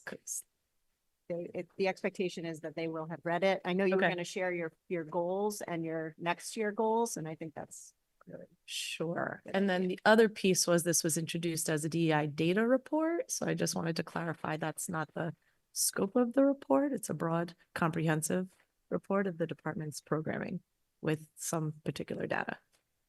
That's my fault. I titled it. Yeah. Oh, okay, okay. It's not gonna be what we just heard, so I'm not prepared for No, that. no. So, okay. All right, so this is the fourth complete year that the department has been in existence. And this year it was ran by myself and Naomi Austin, who is on maternity leave, but did contribute to the building of this report. But it really captures, and I've also been able to produce this report for 4 years. So there is a kind of a concession of reporting. So some of this will build on what we've been doing and also some adjustments we've made over the time. So this is just a breakdown of what you can find in the report if you look through, and that's a picture of Naomi and I. I wanted to highlight and reference a couple of things. So these are equity partners. So these are organizations that are either highlighted in the programming we have through the report or have been partners, whether WPS has offered free space throughout the year for some of our programming and training, some of the work with DESE and so on. And I do want to acknowledge that I am aware of some of the controversy with ADL. And also if you look through the report, our partnership with them is around their peer leadership program, which really is about training middle school students to create communities of respect and meet up standards. And it isn't specific to the conflict, the Israeli-Palestinian conflict. So I just wanted to kind of differentiate that our work with the ADL is in this particular manner with middle school students and their peer leadership. This was one of the pages I wanted to highlight is the district goals that were created. Our department priorities are always in line. So 3 of the district goals that I pulled out that have been coming through the work that we've done are in line with the priorities that we highlighted through this report and throughout this year. So safety policies, protocols, and practices, hiring and retention, development, system structures, and supports. And that is also embedding a sustainability within our systems, that we are creating programming and structures that if I was removed from this position, they would still sustain, and curriculum assessment revisions and community engagement and education. So there's lots in here. I know there's lots of questions about data. I do hope you also have questions about other pieces of the report as it covers a lot of areas. But the last piece that I'll highlight and then go into your questions is this is what we're projecting as the priorities for the next school year, given what we've experienced this year and what our hope is to build on. So ongoing staff development, that's been consistent throughout. So has curriculum and programmatic support. Really wanting to highlight restorative practices that has been coming through with our non-discrimination protocol. As we are responding to incidents, we are expanding our restorative practices and our safety supports. Educator and leadership diversity, there's a lot in here about our hiring and retention, which really beefed up in partnership with the HR department and the grants office. So really, and I'd love an opportunity to just talk about what I mean by kind of the leadership diversity, communication engagement. We will be having a new communications director. So hopefully there's more opportunity to be able to share the work we're doing through newsletters and more consistent messaging, and the website, which hasn't been updated, which is why some information is still there that is no longer relevant. So I'm looking forward to kind of making the DEI department way more accessible across the district and with different stakeholders and equitable policies and protocols. This will also be revisited with next year's planning for strategies, maybe adjusted, maybe expanded. We may realize we don't have capacity to do some of the things that we had hoped for. So that's kind of a broad scope of what's in this report. And I guess questions. Great, thank you. Questions from the members? Oh, sorry, Amy. Then Rajiv. Hi. Hi. I noticed that you, in your report, you talk about piloting a teacher survey for elementary for teachers grades 3 through 5 in some schools. I wondered if there are plans to expand that pilot in more normal working conditions next year. Yes, my understanding, and I also just want to highlight the work to rule impeded a lot of the work across the district in a lot of areas. So some of the programming wasn't able to move to fruition in the way it has in the past. So my understanding is, yes, Katie Hogue is also not here, who's responsible for a lot of the actual intricate data in here. So some of those questions I may have to bring back to her, but my understanding is yes. I have one more question, if that's okay. Yep. I know you continued the literacy equity project, and I remember that presentation last year. Yes. I wondered, as you were rolling out EL at the younger grades, how that may have impacted this project. So this project was heavily impacted by two things. One is the designer, Alice Wong, did leave us and move on to another district. So we did not have the level of intentional leadership that she provided this year. Naomi did step in to support, but was not able to be as kind of consistent in holding some of the ongoing training that was necessary. And with the work to rule, we did not get the same level of participation. So we had to condense and cut that a lot. Naomi is really committed to this. And she was partnered with another MPS staff member, Kirsten Conrad. And the hope is that we can kind of get back to the basics. We were not able to follow up and provide data in the same way. Participation was just limited this year. So it's one of that was one of the things that we were a little disheartened about in the report, not able to build on that. But the hope is to come back to it. No, go ahead.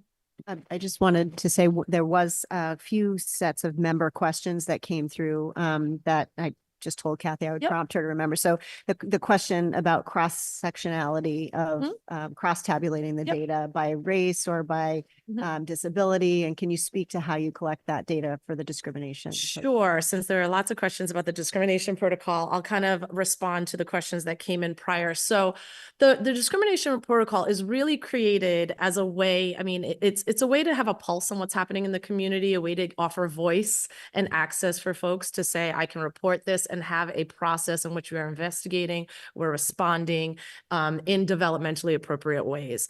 It is limited in the information that we collect and the information that we can share, and also that not all reports are not all incidents are reported.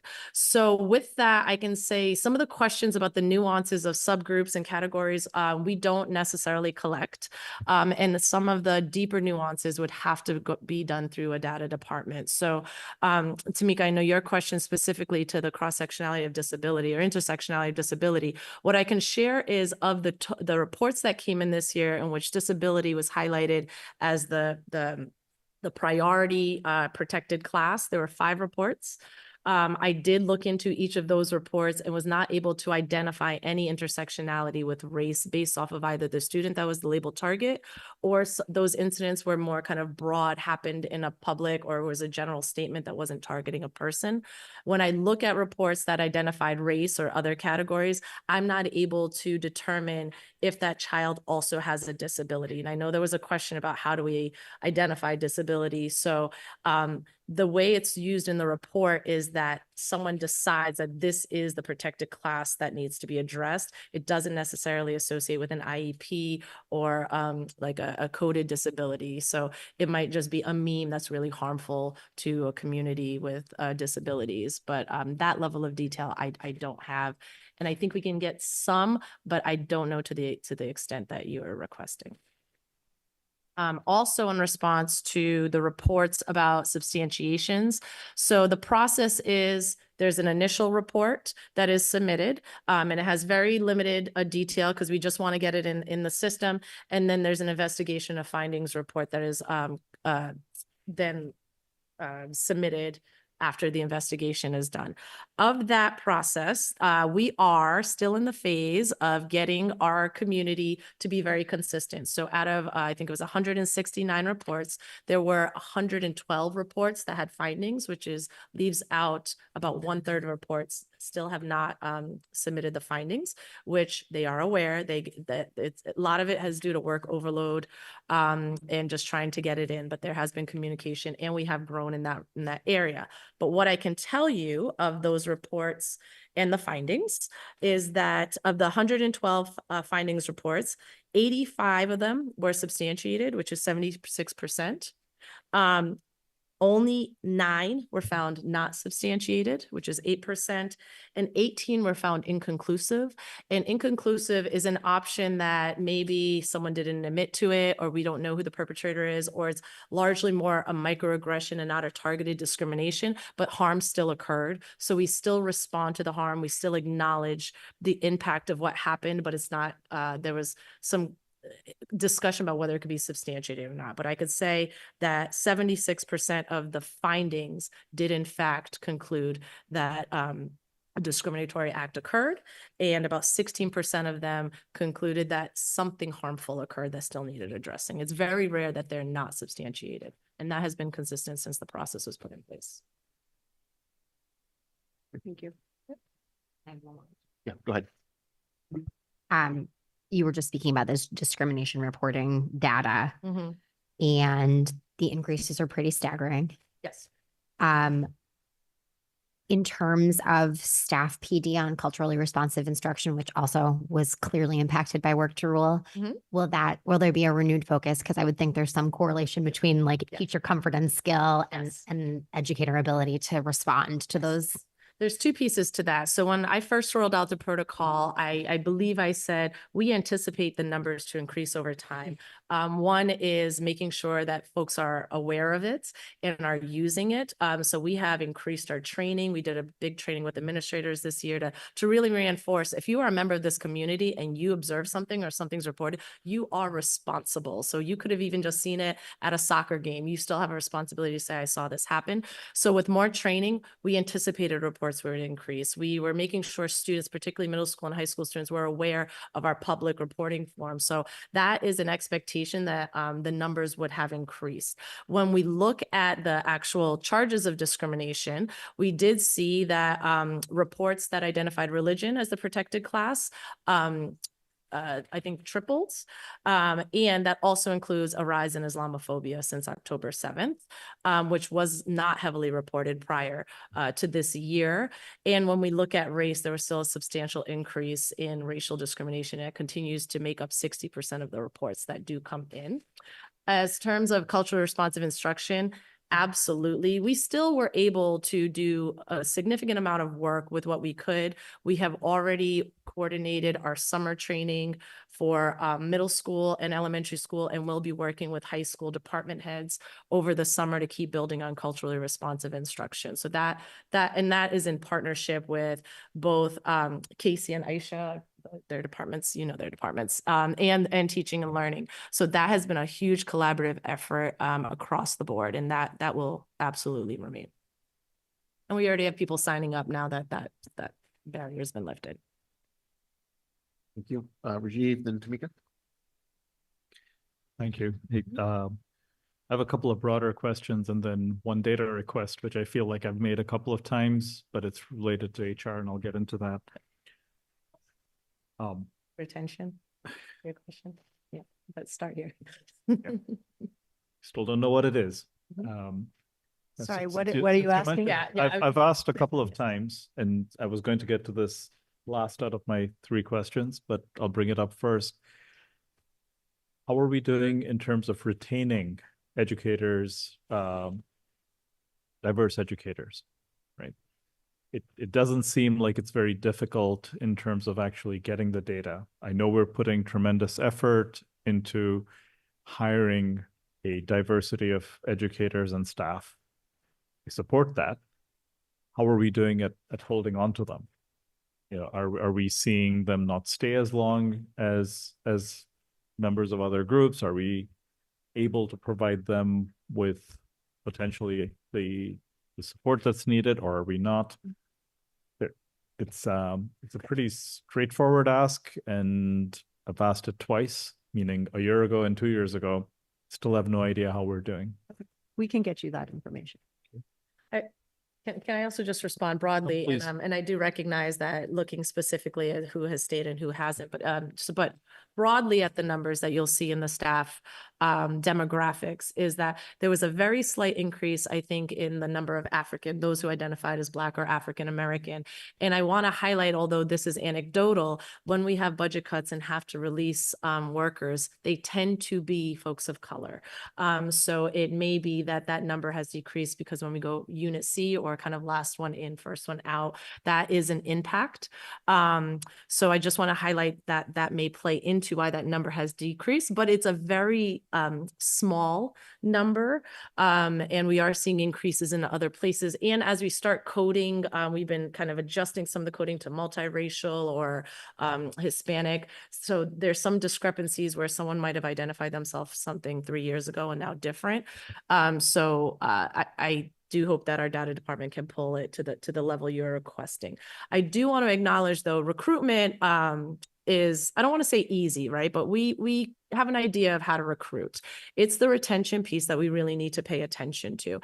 And retention comes from a lot of things, right? But it is about someone feeling like they are valued, they are safe here. So the non-discrimination protocol or the affinity groups or the opportunities for folks to take on additional PD or be recognized with leadership potential are also part of my retention planning. And you'll see a lot of the programming that's in this report highlights that. If folks feel like I see opportunity, I'm given opportunity, and I'm protected when these microaggressions happen, then I feel like I can stay here. So a lot of the culturally responsive work isn't solely for students. It is for adults too, because a lot of the microaggressions do happen also between the hierarchies within schools, whether it's kind of classroom teachers with aides. So I hear a lot of that, and that definitely correlates racial lines.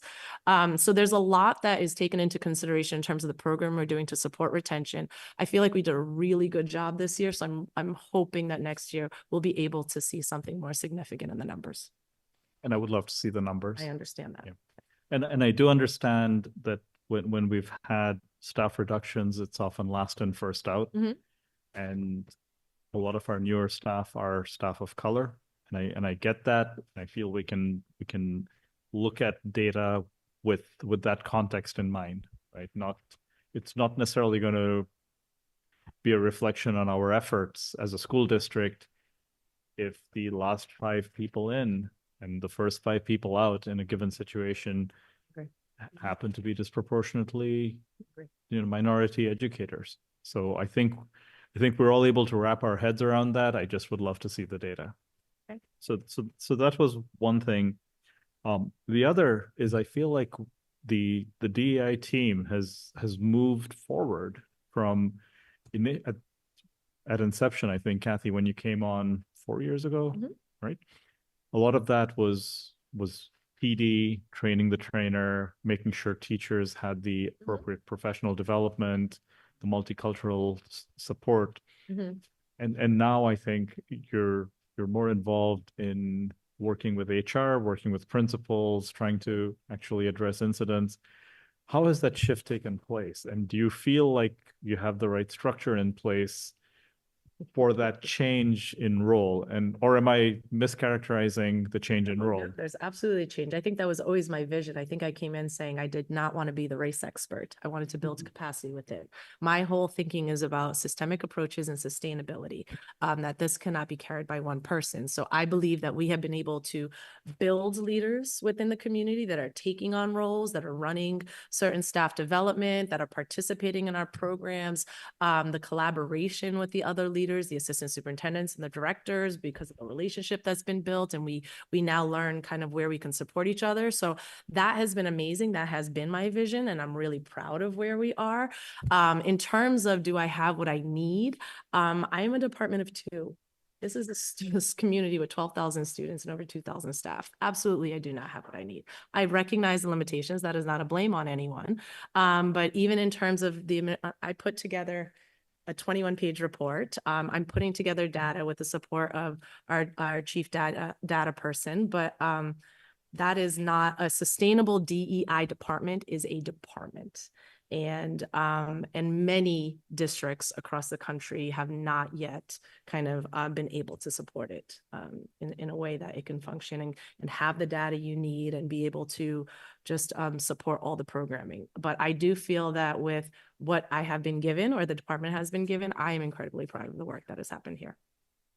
And I do see your department as a bit of an overlay.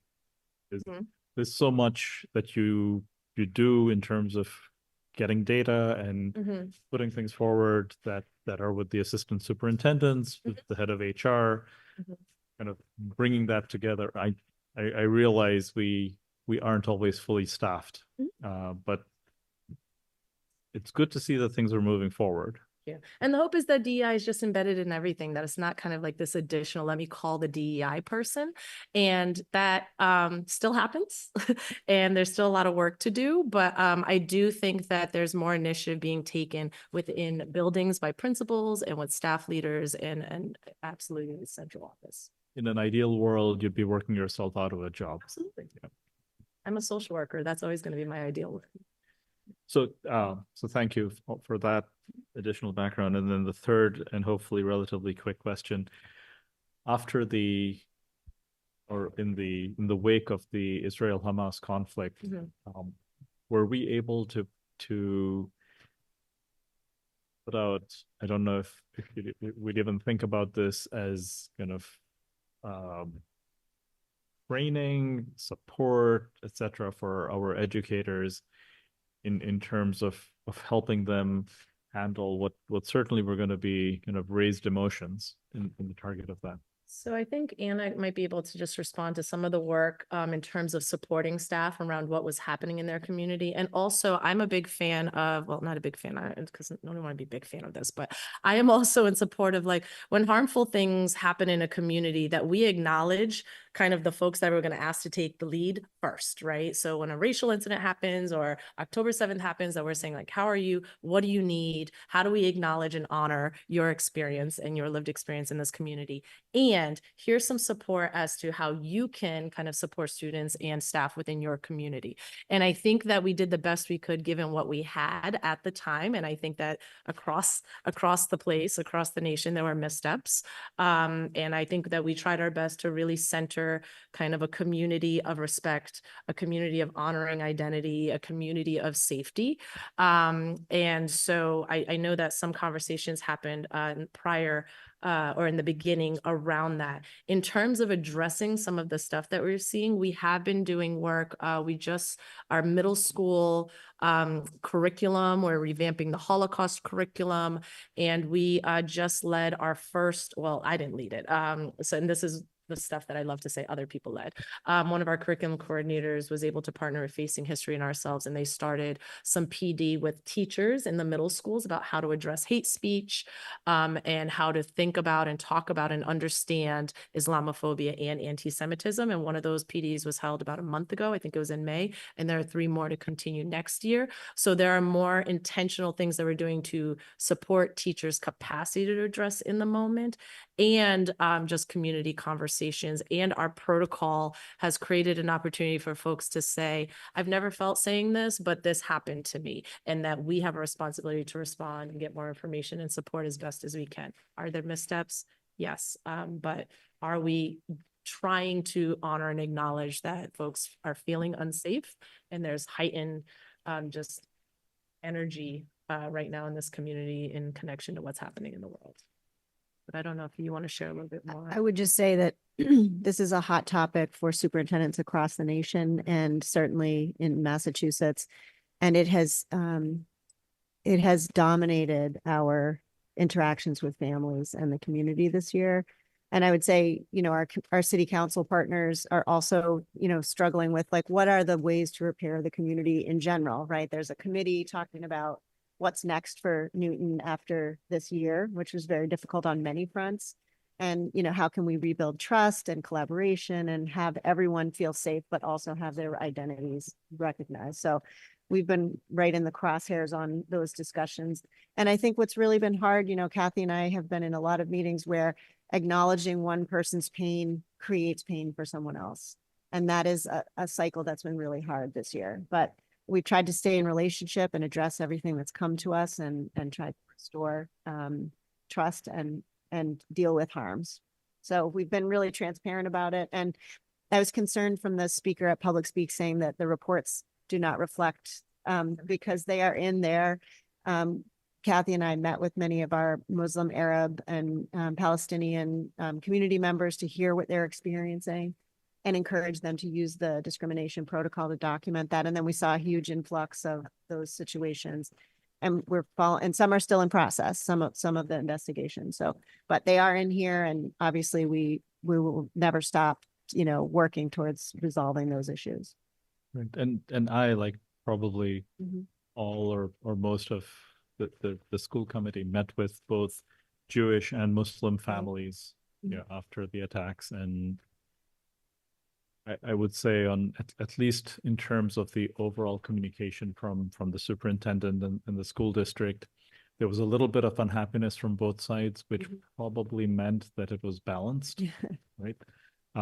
It's obviously a difficult thing, and I thought of the words I was thinking of, just-in-time training or support, because just given everything that's happening in the world, for our educators, principals, and the central team, if there's some other geopolitical event, and we've had the Russia-Ukraine war, we've had this, it's not going to stop, but the ability to provide, I think, the support, the kind of appropriate messaging and so on would be great. I know it's hard. I know it's hard to do. I know it's hard to do with two people, but it's not going to stop. Thank you. Thanks, Rajiv. Tamika and then Paul. Thank you. So thank you first and foremost about for putting together this really good, really comprehensive presentation overview of your department. And along that lines, your department is, as you said, a member of two. This is the 4th year of your department's existence. And it's almost as if Rajiv and I coordinated our thoughts. We didn't, but what he's what he's thinking, those are the thoughts that kind of really resonate with me. I do want to amplify and uplift the need to understand the retention around our staff of color. How are we doing? Because that's the other side of the coin. We're hiring, we're really proud of our efforts for hiring, and but understanding on the other side. I know you're doing yo woman's work for making sure that you are helping to build that culture of belonging and having gatherings and affinity groups and things, so that our folks that we're hiring in feel valued and supported here in their roles. And so I think that's important. I do want to acknowledge that I too am looking for that data to come out, and look forward to Anna, you providing that to the committee. But moving on, I wanted to, like Rajiv, acknowledge that there's been this kind of a sleeper or a quiet expansion of your role. And it's not to be kind of discounted that means that you two people in your department are carrying so much, so much more than this department was carrying at its inception. You are now responding and triaging incidents in real time as they're happening. You are supporting, I think I saw a Cabot school in here. You are supporting upstander training. You are supporting anti-ableism expansion and the rollout of that in our district. It's a lot. And so the capacity is the thing that I'm thinking about. How do you view the way that DEI in this department can not only persist, but thrive in years to come, embed in years to come? What does that look like? And what is it? And this is the Rajiv question. What do you need from this committee to make sure that we can do those things? I think, when I think about what I'm doing, is it more than what I was doing when I started? I think in terms of kind of what's in place possibly, but I am not solely responding to discrimination reports. Administrators in buildings are. I may be called in if there's a complicated situation, but I am not the first go-to. These reports just come in through the system, and once in a while, someone will say, this one's complicated. Can you help? In terms of professional development or some of these meetings, we might be pulled in to support the planning meeting and help them think about facilitation. But it's not often that I'm being pulled in. Sometimes for crises or something happened with the staff team, I might jump in, but I am not in the buildings providing PD as consistently as I was the first year. So for me, that is the vision that folks might say, hey, can I use your consultation? Can I use your support briefly? Because we want to be the owners of what's happening in our community. Have some moved a little further and faster than the others? Absolutely. But I'm also mindful of who they are and who needs additional additional support, who I can kind of let go, who I can ask to support another one. So my understanding of all the systems and players has grown, in which I am not, this is a capture of the DEI work. This is not necessarily everything Kathy and Naomi are doing. It's just highlighting like some of the peer leadership stuff. I have very little to do with that. The grant came in and I just wanted to highlight that's a piece of DEI work that's happening here in the district. What I would need, I think, you know, this work is one, difficult. And two, being a Black woman leading this work just comes with the territory of being sometimes dismissed, or my credibility being questioned, or other priorities superseding what I understand as an expert is a priority given the information I have assessed and my training. And when that resistance comes up, a true anti-racist community has members of its community that are going to speak up and defend it, that I don't have to be the voice for DEI, that community members say, no, we are a community that values DEI work or anti-racist work. So it doesn't fall on me to, one, deal with the microaggressions of emails that come in that are harmful, all by myself, or two, have to put together responses that might be benign or miss the point. So that's the piece of doing this work, that there's a lot of wear and tear on the carriers of this work. In a true anti-racist community, every single member of the community is participating in the change. So I would love this body and leaders and stakeholders in the community to speak up in support of the work that is happening, so the department doesn't have to be the voice of why it matters. So just want to say that one of the reasons that we are having a communications and a family engagement office is to assist with this work. The individual coming in was the former DEI director for the mass trial courts. So we're trying to hire folks with DEI expertise embedded in their other expertise, so that with our engagement of families, we can be sure that we are hearing their needs and addressing things more proactively rather than reactively. And maybe that's the difference, is that we're trying to move out of the reaction game and into the planful strategy piece. So hopefully some of our new hires with new expertise will allow us greater reach, so that it's not just the DEI office, it's DEI working with family and community engagement, and we'll just have a broader reach. You could use some support with the communication, so that's coming. So like newsletters have fallen off a little bit this year, some of the other stuff. So that would be really helpful in terms of having the community understand what's happening. The website hasn't really been kept up in the way that I would like it also. Paul? Thank you, Mr. Chairman. I need to say something, and I'm going to try and say it delicately.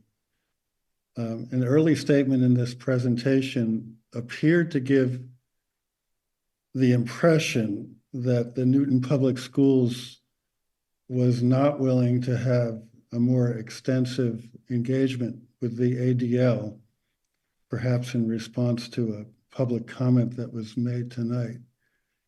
I need to say that the ADL is one of the most moderate, peace-seeking of the mainstream Jewish philanthropies that we have in this region, and has a record that goes back decades in support of those kinds of approaches to complicated issues of discrimination, hate, anti-Semitism, and the like. And that to the extent the superintendent feels that engaging the ADL in assisting us in dealing with those issues of anti-Semitism beyond that, the project that they're working with the DEI department on, my view is that's a wise decision, just as we would reach out to other groups of a similar type. Well, can I interrupt? Who's that? Kathy. Yes. I want to clarify that I did not say not willing. That was never language that came out of my mouth. I said I'm aware of the concerns of the ADL, of experiences from others. So I'm clear on your perspective in support of the ADL. I also hear perspective from other communities about their perspectives of the ADL. So I'm familiar and aware of the concerns of the ADL. The superintendent actually participated in writing the grant to get us the funds to get the support from the ADL. So what I was sharing was in response to someone who was upset that we identified ADL as a partner. And I was clarifying in the capacity in which they are highlighted in this report as a partner. You maybe unintentionally gave the impression that we were limiting our engagement with this well-respected organization. I hope I clarified my intention. And if I may conclude, I just want to make it clear that to the extent the superintendent wishes to seek the advice and support and conversations with the ADL as well as other organizations around the metropolitan area, I think that's warranted and wise. So if we're in agreement, that's great. I was concerned that the way you phrased it gave the impression that we were not going outside of the terms of that particular program in engaging ADL and helping us deal with the issues of anti-Semitism and other kinds of discrimination and hate in this school district. And to the extent we're in agreement, that's terrific. But I felt that the way you worded it gave the impression that we were intentionally limiting our engagement with this well-respected organization. Well, I hope it's been clarified that that is not the intent. Thank you. Thank you, Paul. On ping. Okay, thanks. Kathy, thank you very much for this tremendous important work. And I agree with Rajiv mentioned that, your responsibility evolved in the past few years and the whole world is evolving and it's incredible. And I think the public comment and Paul's comment could show us, sometimes it's very delicate. And certainly we all been very deeply concerned, I believe everybody, about what's going on in the world, Middle East, one of them. And I don't know, that's probably a little bit too much for you to be involved in this kind of situation because we have more specific tasks in Newton, Again, I would echo to Rajiv talking about the staff, diversification, and I would strongly support that. Mm-hmm. And in Newton school, student population being increasingly diversified during the past 20 years, and now we have almost 2/3, right? Let's see, about 40–50% of so-called minority students. I don't have the exact number, but it's no longer, as people say, this kind of white community with a lot of Jewish people. That kind of things. It's so. I would like to emphasize a little bit more about in terms of staff, retention and hiring. I know again this probably is not totally your job. Human Resource Office probably carries line work, there. But I appreciate that. It's very important. And I have some specific questions. Probably it's difficult for me to ask. Past few months, 3 cases come to my attention, and they're all kind of a little bit difficult. I spent quite some time. All Chinese-speaking parents came to me. Mm-hmm. They mentioned their kids had some kind of very difficult issues, elementary school and middle school, with a little bit racial, discrimination nature according to the parents. The challenge for me, probably I need to have a separate conversation with you. the thing is, when parents mention this racial discrimination, I always take them back because it's very difficult to define. And I told them I don't have the knowledge to define. And the challenge is also, I don't have the information from other party or multiple parties. I only heard it from this parent. And I could not ask school, say, could you tell me what's the other parties? That's just privacy or the sensitive information I will not get. But meanwhile, as committee leader here for the Chinese committee, they came to me for support. And I was in a very difficult situation.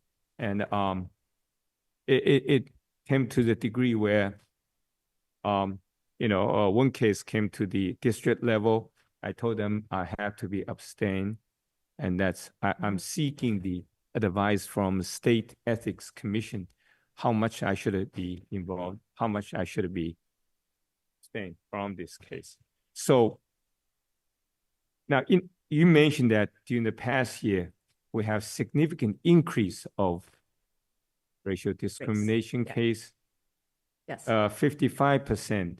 Now, is this significant increase, relatively speaking, compared with statewide district?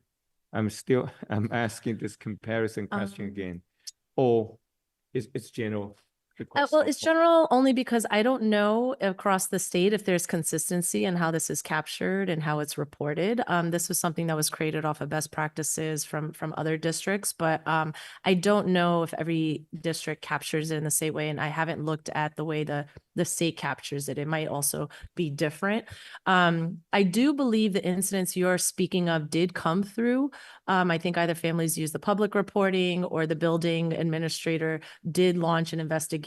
So I believe that there was a response. Now, whether or not that goes to a different level where we have to get general counsel involved, that's kind of where it steps out of my realm. My department is responsible for creating an opportunity or the system where folks can say, I'm having this experience. So if someone goes to you, the encouragement would be to either use the public forum for them to report it themselves or for you to report on their behalf. And I do believe that those came into the office.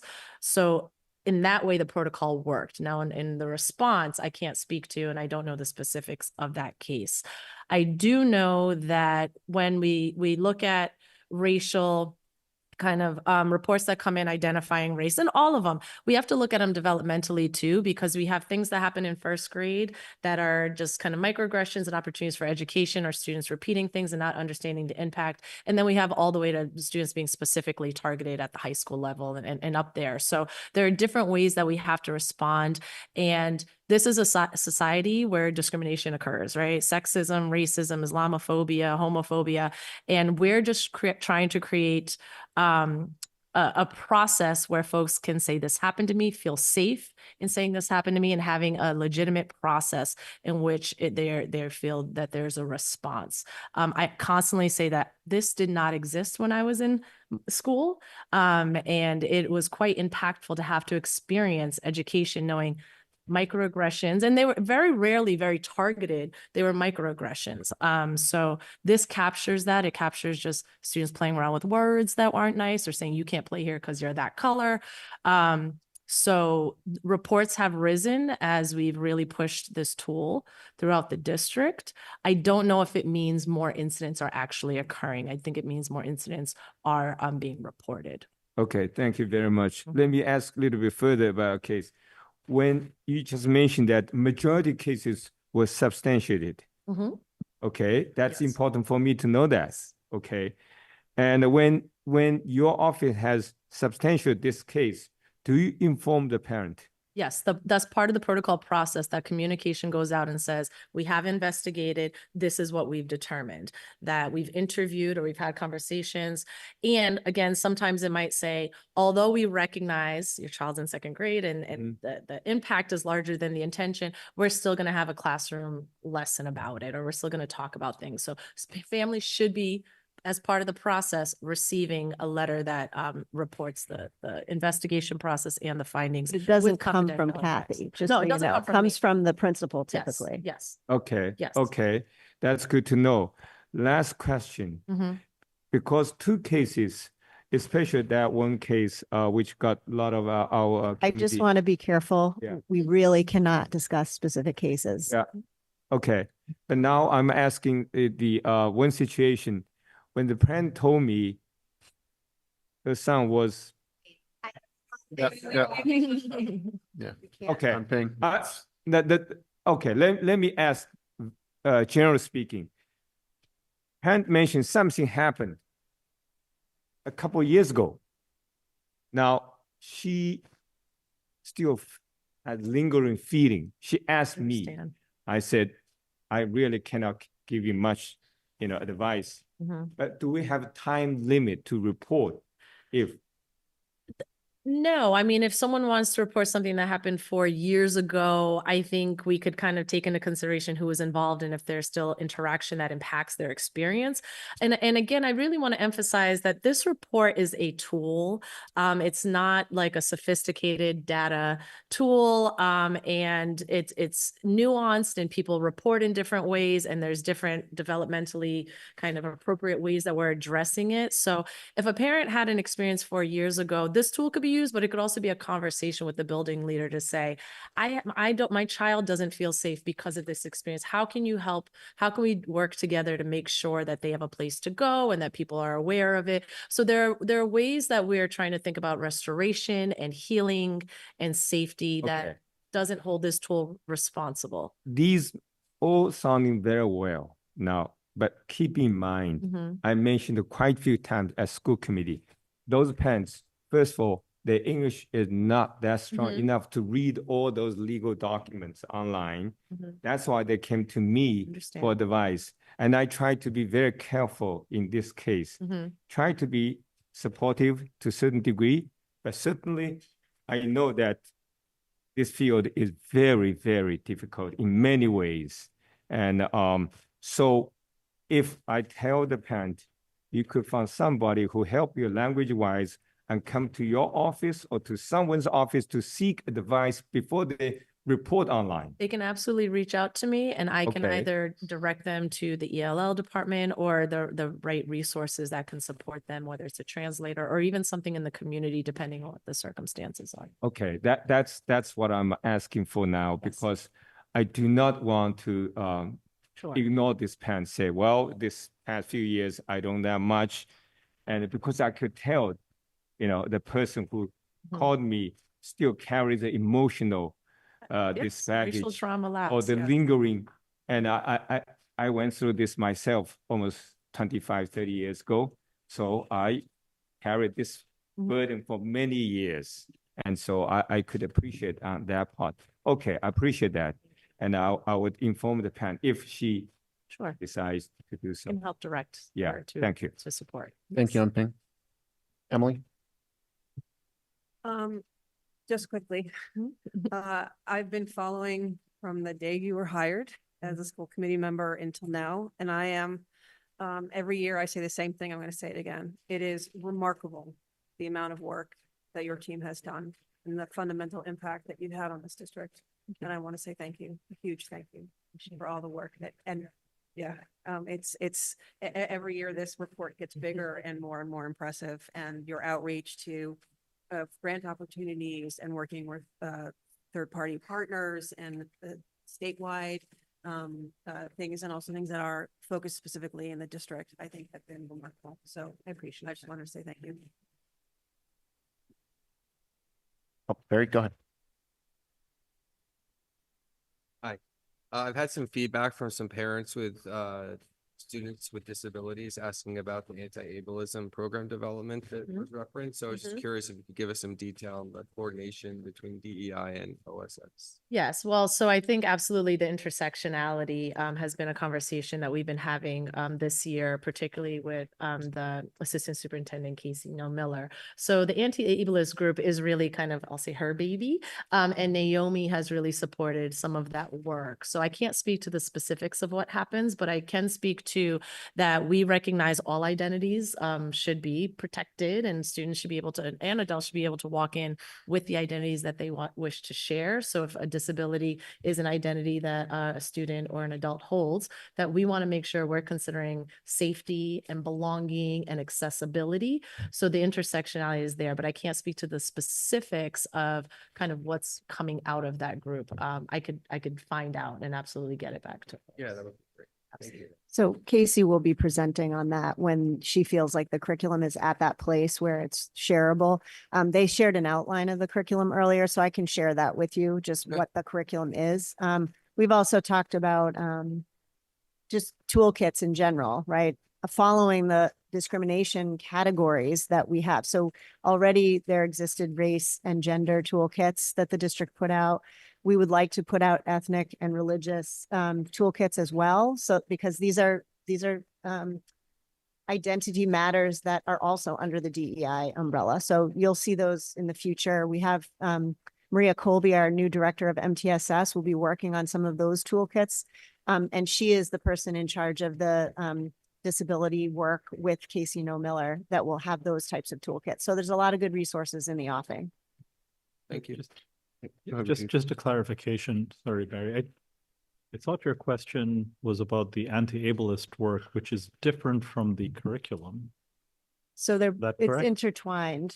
So there's a curriculum that seeks to educate about disabilities and anti-ableism. And there's also trainings that we are doing and updating to our procedures and practices that are anti-ableist as well.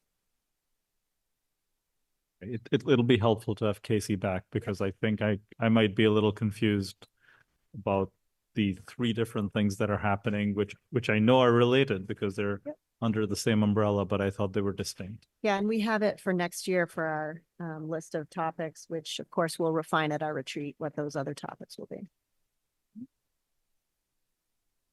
Just speak to some of the questions that were asked about retention. I do think we've gotten some pretty compelling data from your updates on our district goals, much of which comes out of Joanne's office, but I can see your hand in a lot of it.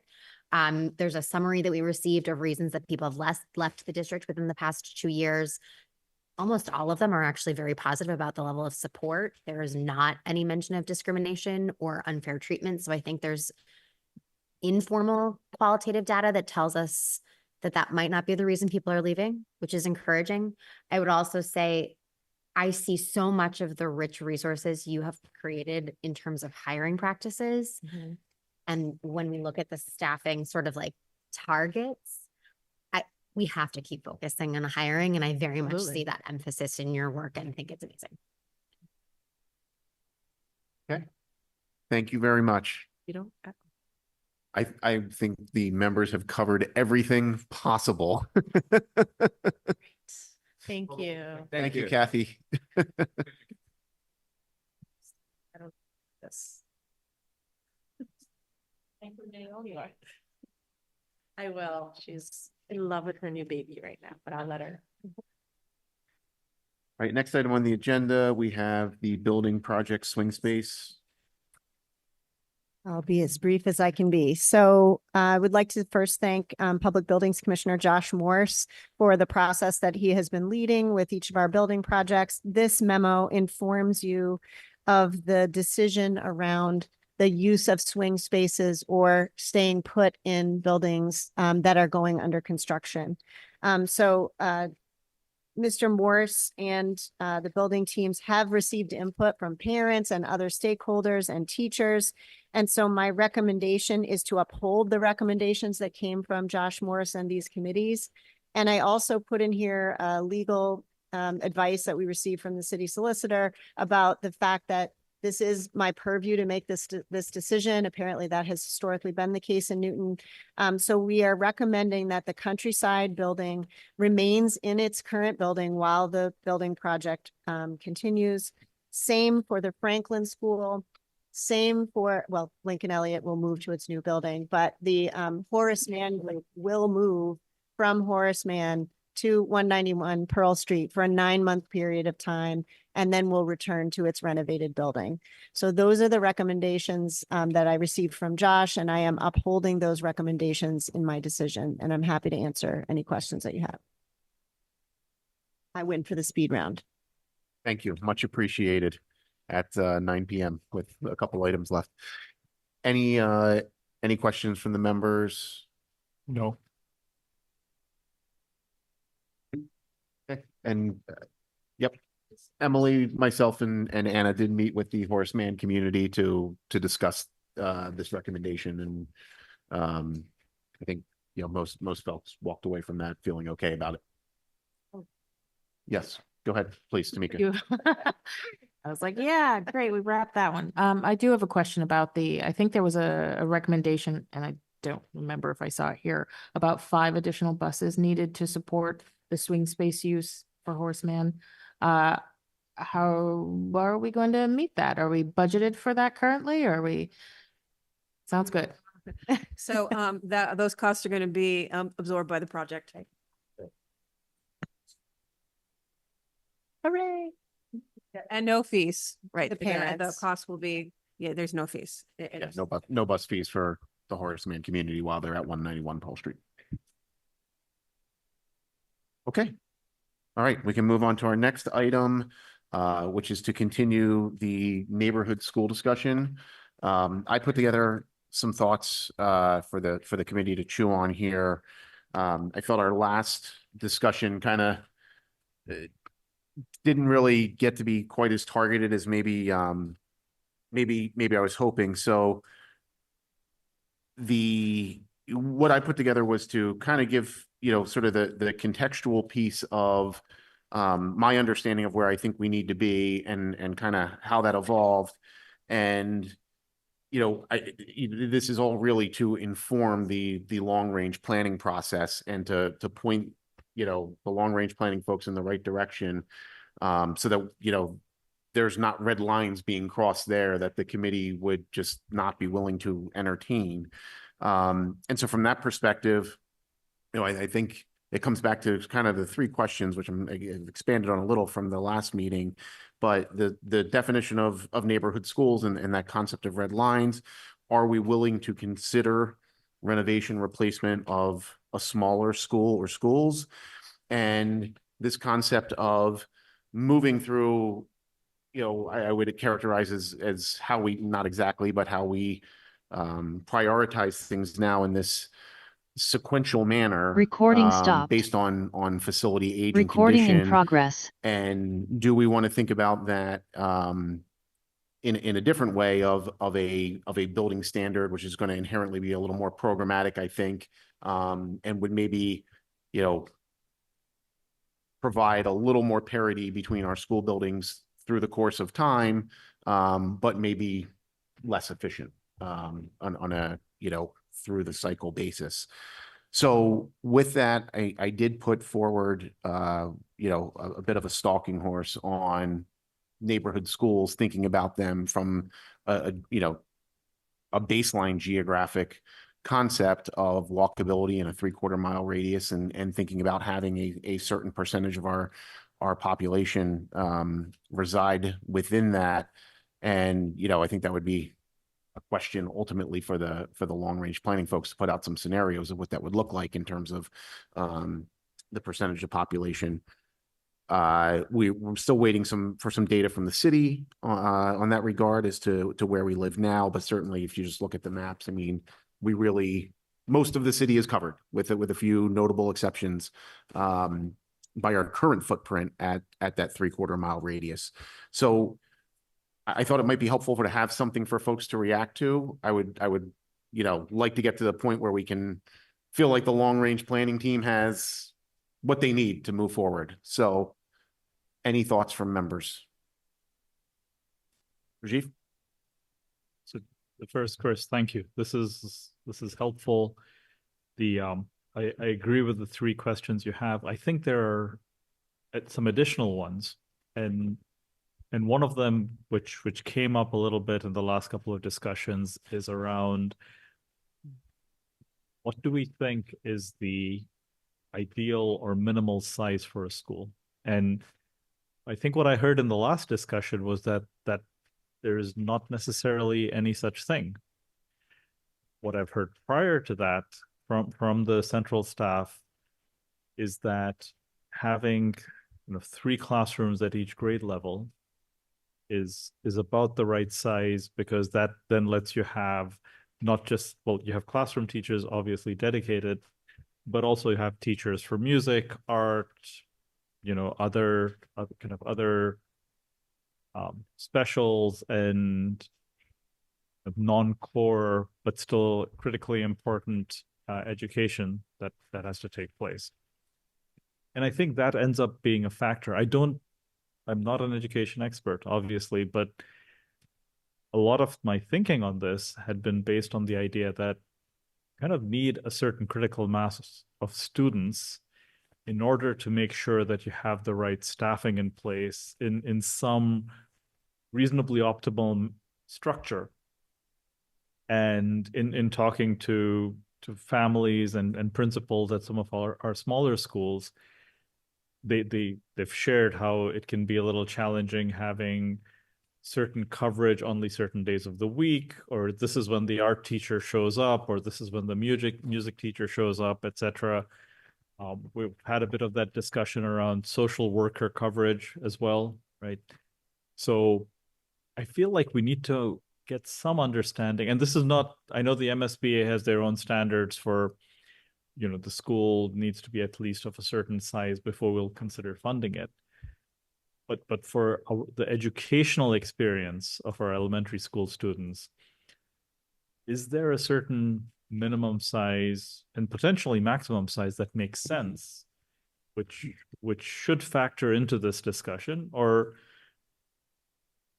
or can anything work?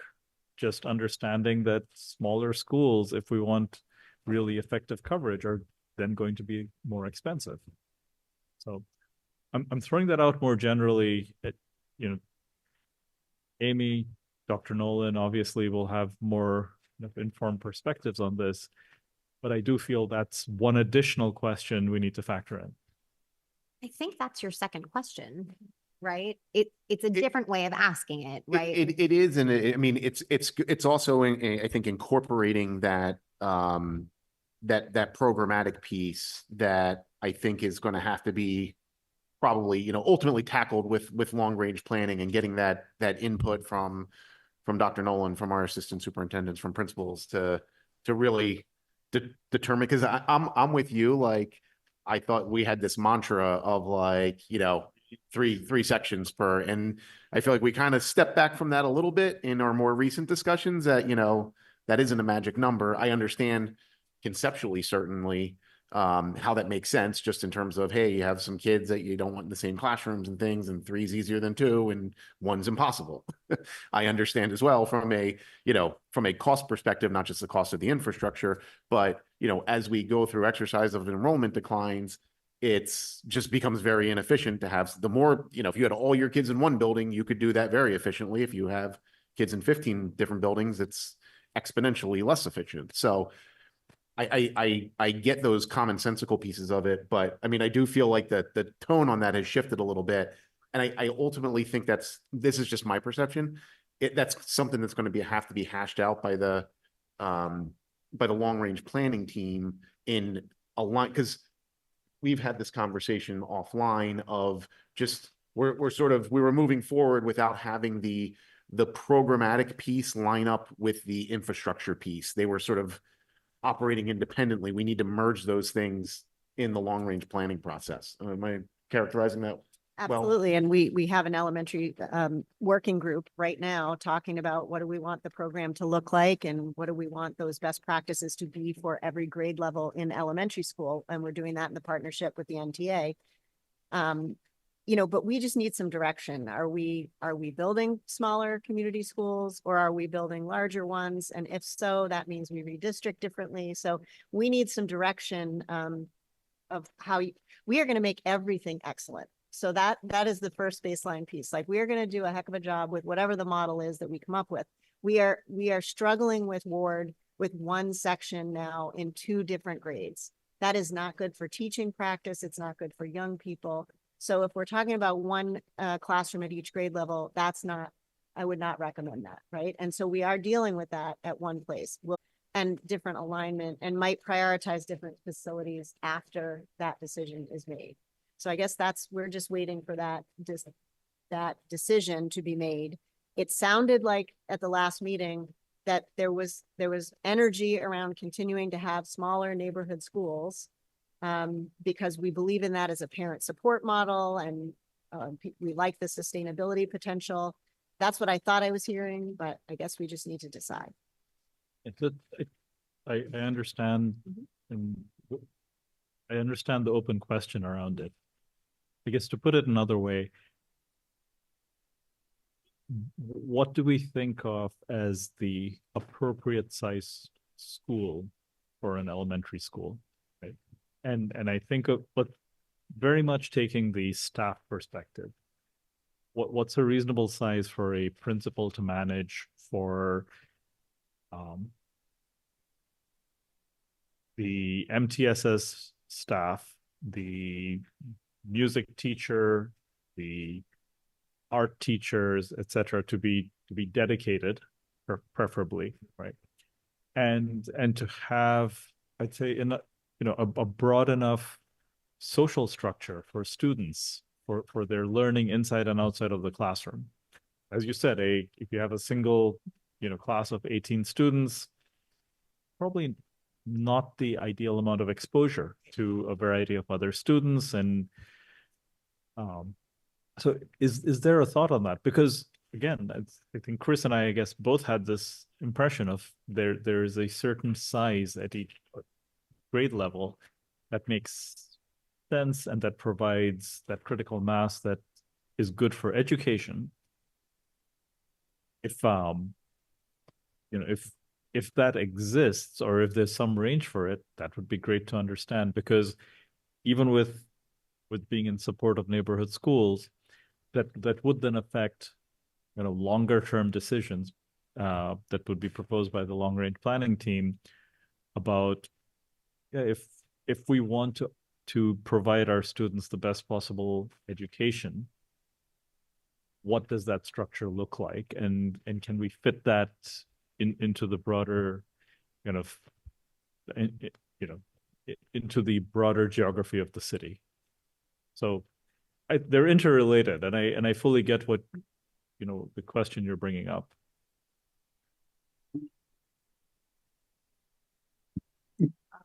I want to build on what Rajiv just said. The fundamental question is, with our elementary schools, what's the most appropriate educational model for our elementary schools? Because the fundamental question is what's best for our students. So I think that has to be answered fundamentally and with an educational overlay. Certainly, these other elements are really important, but the most important one is as the one that Rajiv just spoke to. How many classrooms per grade is optimal? And when we're trying to provide support for whether it's specialized programs like music and art, or our tiered supports, or our social and emotional health of our students, how does that relate? And we've got to start there. As you can tell from, and thank you, Chris, for this important document and way for us to help frame the discussion. That helps a lot. When you look at the map, you can actually see why the red line, 0.7 miles, actually doesn't work. Newton is so nuanced, so complex, the level of density, the way our current 15 elementary schools are geographically dispersed, the nuances are so apparent that we've got to do the important work that Emily in particular has been deeply a part of for over a decade, and that I spent years doing personally as a city councilor with 3 of our elementary schools. You've got to do it in this nuanced, these red lines will not work in Newton. We're too big, we're too complex, we're too nuanced, we're too different. Our neighborhoods are really different. The important work on our current elementary schools that haven't had the major renovations / additions must continue. And yep, that's up to us. As climate change is upon us, this was an particularly unusual year because of the strike and the extension so late into June, but really hot schools for a bunch of weeks is not good for learning. We've got 8 elementary schools and 2 middle schools in particular that need focus. That's a separate question from all of this, and we'll do that important facilities analysis and understand the cost to have some air conditioners. We just did that, just so everybody knows, at 150 Jackson Road. Our new home for Lincoln Elliott is an old building, and with lots of great work, including from Stephanie Gilman, who's here in the room, and Josh Morse's team. And yep, that's now an air-conditioned school, a really old school that's been upgraded to be fabulous. So we can do air conditioning, and unfortunately, the way the world's going, I think we have to, and we'll figure out which schools in which order and over how many years and how that intersects with major building projects.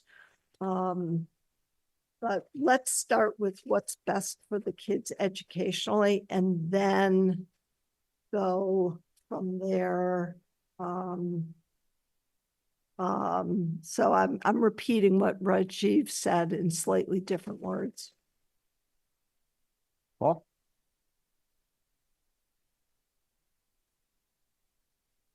Thank you, Chris. If I may follow up, Ruth Ann, with a question for you.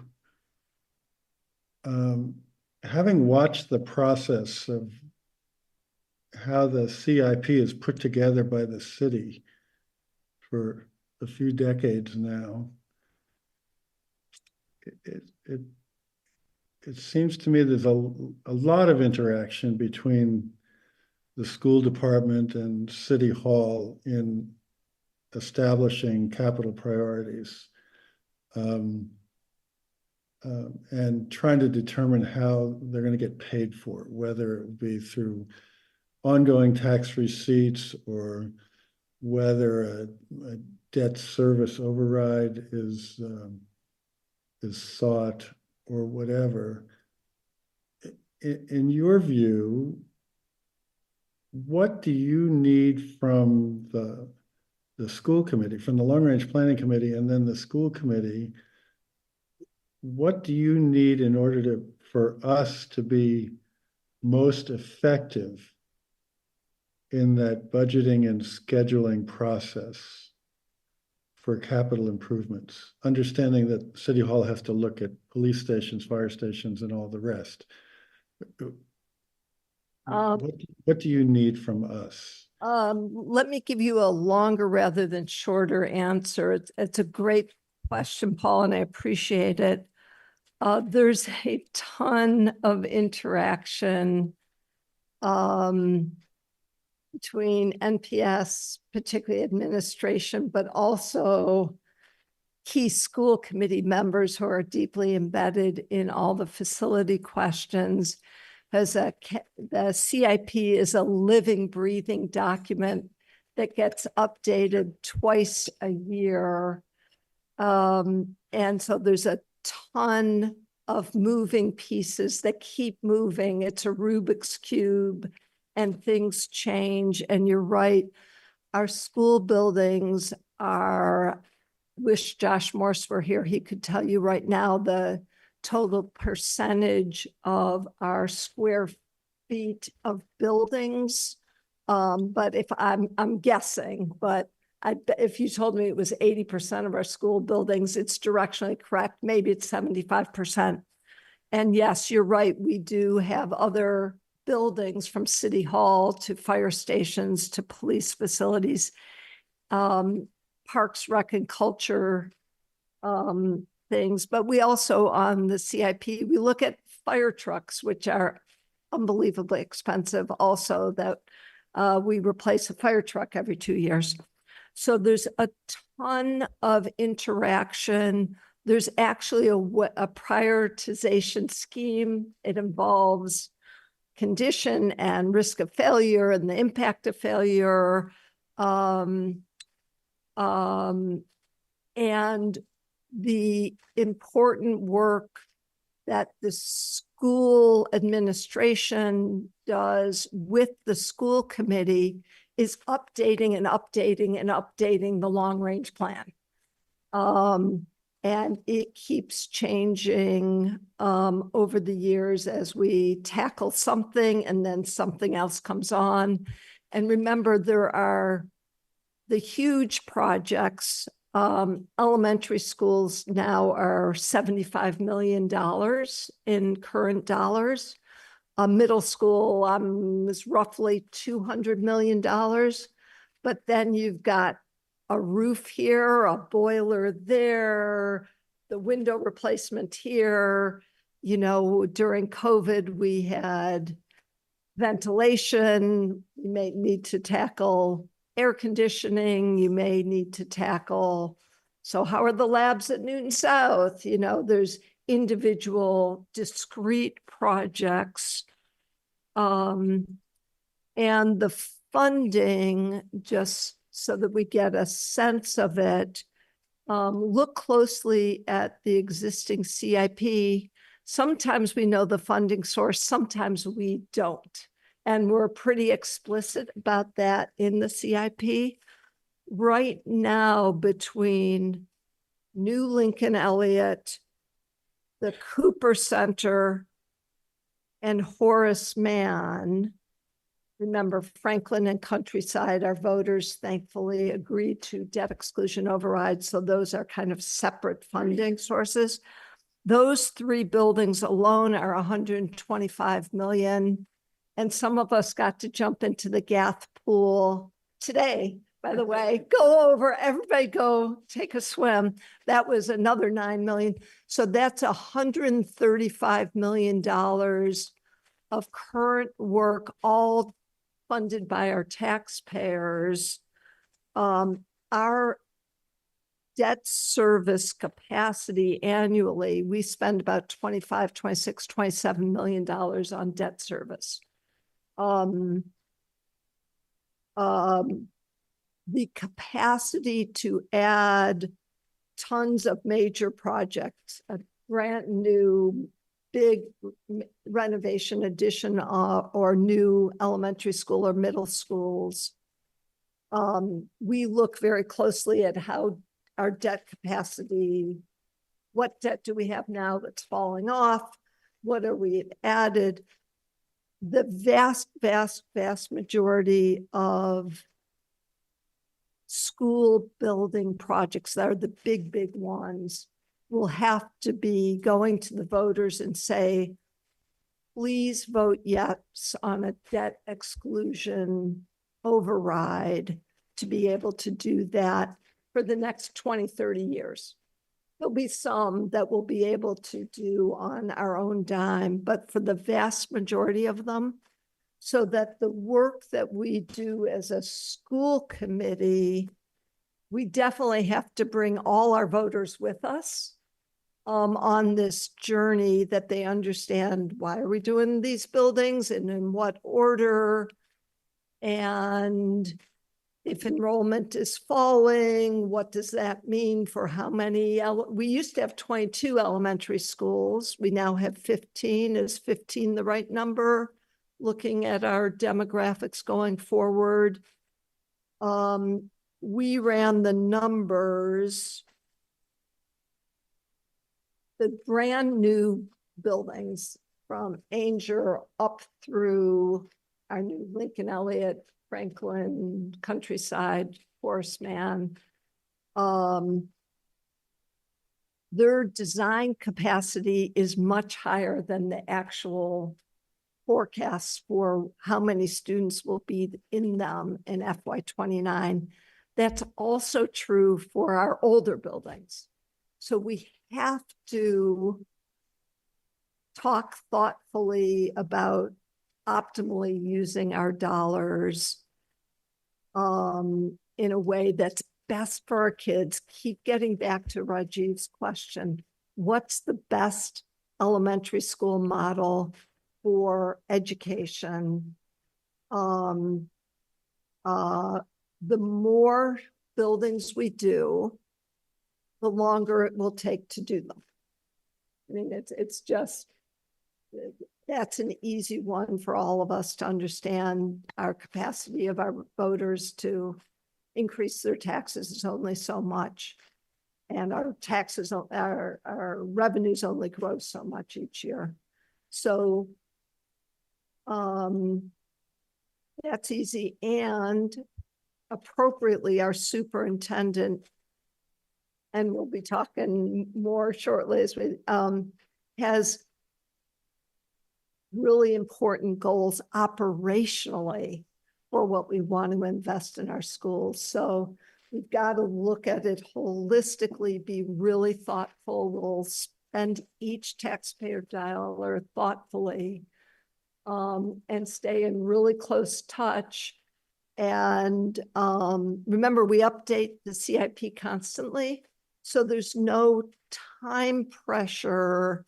We don't have to know this summer what's going to happen this fall, but we have to stay in really close touch because we've got buildings that are old and creaky and not accessible that need work. So we do have to make up our mind, make decisions, but we got to do the hard work of working through it.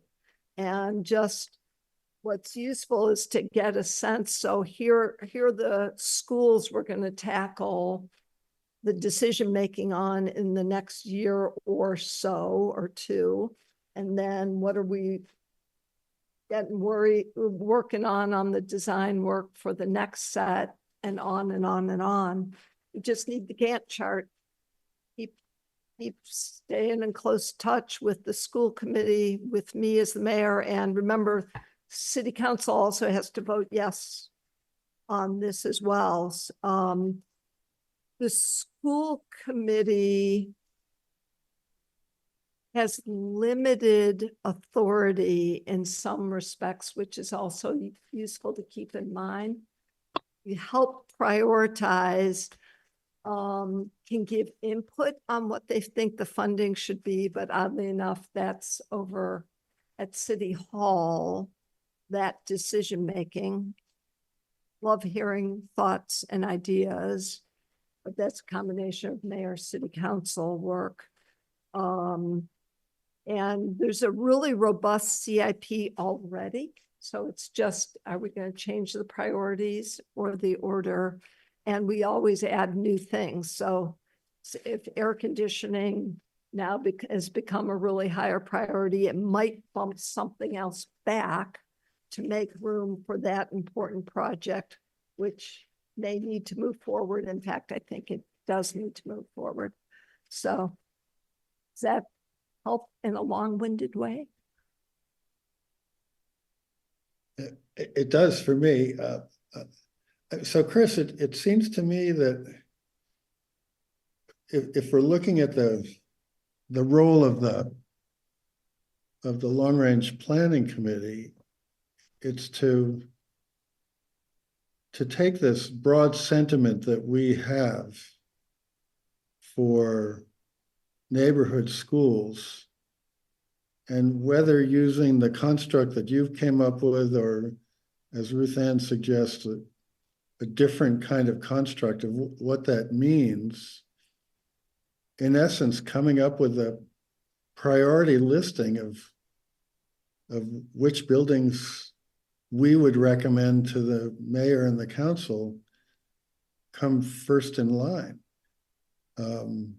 Informed, as Rajiv was suggesting, by the superintendent telling us what size range of schools works best in terms of the kids' education. Am I making it too simple, or is that apparent simplicity really very complex? I'm not sure. I'm trying to be helpful, but I'm not sure. I think that apparent simplicity is really complex, which is why the Ward Underwood working group was disbanded a year ago, because there was an inability to tackle that question. Yeah. And that's how we ended up where we are now. Yeah. So, I mean, to task the long-range planning folks with a, hey, just go figure it out. That would be unfortunate from the perspective of we've kind of wasted a lot of time here chasing our tails on this. Barry, you had a comment, and then Tamika. Yeah, I just wanted to get back to, I think what the original ask was from Dr. Nolan was some direction, and I don't think we're providing any direction. So I want to talk about potentially next steps that would help to provide direction. To Rajiv's point, I think that I don't feel educated enough on the topic to decide neighborhood schools or not neighborhood schools until I know what is an ideal school scenario. So the way I think about it is the same way that you're doing the great work for the profile of a student.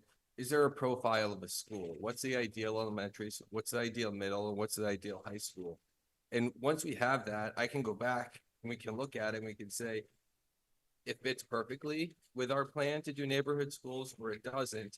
And then we can potentially make some recommendations and say, this ideal scenario for a school does not fit for that of 200 students, and then try and solution around that. That to me feels a potential next step. So I just want to be clear that there is no research topic that is going to say to us that a 200-person school or a 350-person school is better. Operationally, to follow up on something Rajiv said, we don't want partial FTEs that mean that it binds our hands and our education because we're spinning it on that shared staff member. So we want buildings that are accessible. We want buildings that allow us to house the population that we have, but there's no magical number that we're going to tell you, because the bottom line is it is constrained by your fiscal reality.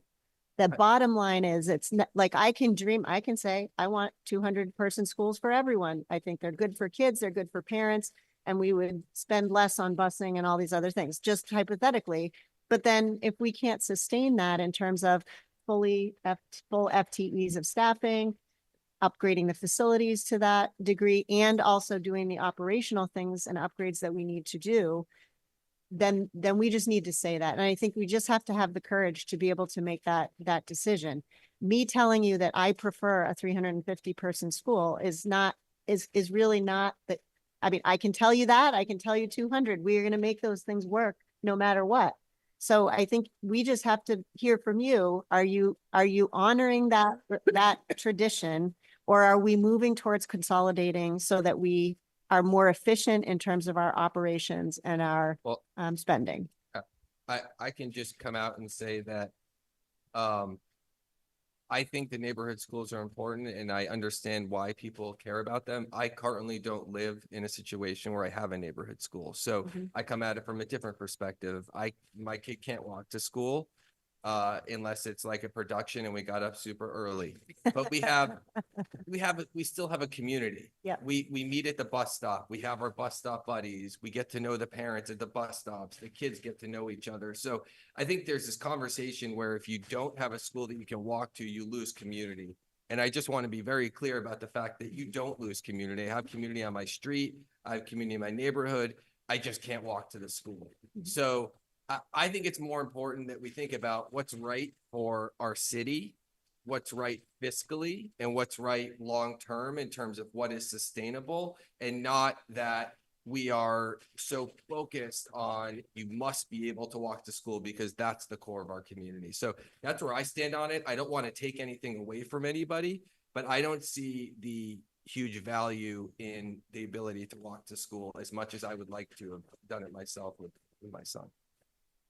So, Tamika, and then Amy, and then Ante. so to Barry's very fine points, I echo them entirely. What's right for our city, what's fiscally right, but inserting into that equation, what is in the best educational interest of our students? And I've been real consistent. We need to center our conversations and our decisions first and foremost. Educational best interest of our students and educational best practice for our students. Those things are central to a discussion. They don't supervene, or actually they do supervene. They don't fall behind some of these other kind of nice to haves, the 3/4 mile proximity of walking, the navigating over and around some geographical barriers. Those are great. Those are awesome goals. I don't discount that. Yeah, we should think of them as our soft targets, but they're just that. They're the soft target, the thing we do after we meet the needs of the kids. And how do we do that best is something, Rajiv, you don't have, I don't have, Amy, even as an educator in another district, you don't have. So we need to hear that information from our HERE team, and that informs, and that then trickles down and says, okay, with all this information about what's in the best interest of our kids, here's what we can do. And the reason we can do these particular things is because here are our constraints. We are limited in our finances. We are limited in what we are getting permission and authority to do by our residents. We are limited in the way that we can transport and logically do these things. Those are the realities that really constrain and define what is a neighborhood school. So it's not our artificial construct of being able to get from point A to point B. It's about how do we get from point A to point B, and making sure that that central place is in the best place for our kids, that has all the things that we want for our students, and that delivers the type of education that makes us proud. And that is the thing that we're going to then turn around and say, hey, voters, guess what? You're proud, we're proud. We need your support to do all of these other amazing things. So I think this is good. It's a good, solid piece. And I understand the frustration of us kind of spinning our wheels. But that spinning of the wheels is because we still need that essential piece. And when we have that essential piece, then we can figure out, okay, well, what can we do with this very messy pie that we have, you know? So, thank you. Amy? Just looking at the numbers, if you were to say 350 is a generally nice number, we'd have Ward, Lincoln Elliott, Mason Rice, Pierce, Underwood, and Williams all currently under. You would have Cabot, Ainger, and Zervis pretty significantly over. Zervis and Cabot both over 400. So that to me suggests like, yeah, 350 is like about right. And Ward, Mason Rice, Pierce, Underwood, and Williams are all schools that we need to rebuild. So I love my I love my school to death. I love our community to death. And I love the people who live near me who go to Underwood just as much as the people who live near me who go to Ward, just as much as the people who live near me who go to Mason Rice.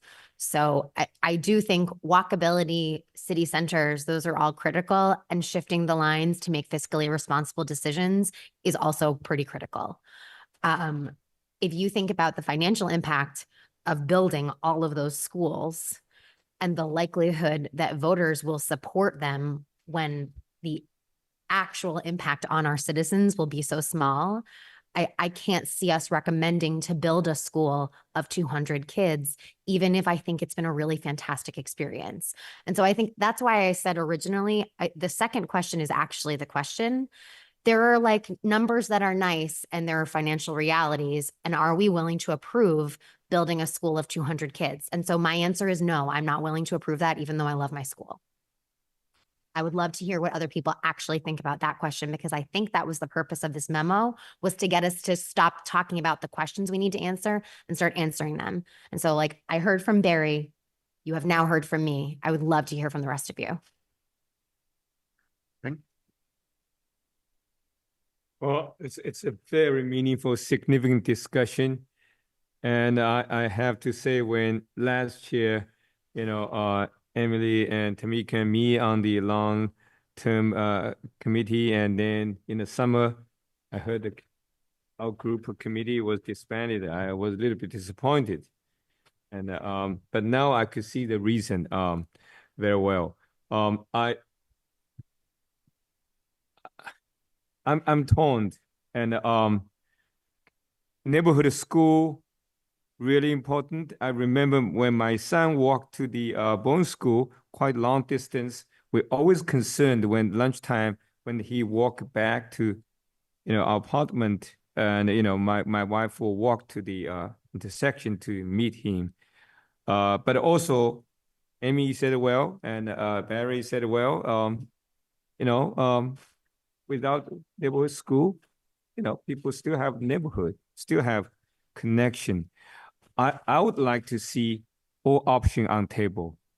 And I probably will push a little bit more to see if we can collect community input, and fully recognizing the public school families only constitute a small percentage of total population. So some people might say, hey, this kind of public input might be a little bit skewed, not to the families. But I think this is important. We need to collect the public information input. And also, Amy, I think you mentioned well, and other people mentioned fiscal responsibility, whether we can afford that. And we could have wonderful ideas, but hey, if Newton residents, voters reject this, what can we do? We need the money, and the money has to come from our voters here, residents here, most likely increase tax. So I'm open-minded, and I don't have now kids in elementary school, so that might be probably the best way to express my view. But I think trust the voters, and we have to educate them. That's another thing. I appreciate Chris, you prepared this, memo and document, as part of a way to share the information, educate the public. So I think it's important. Let's do this right. This will have huge long-term impact on our community. Thanks.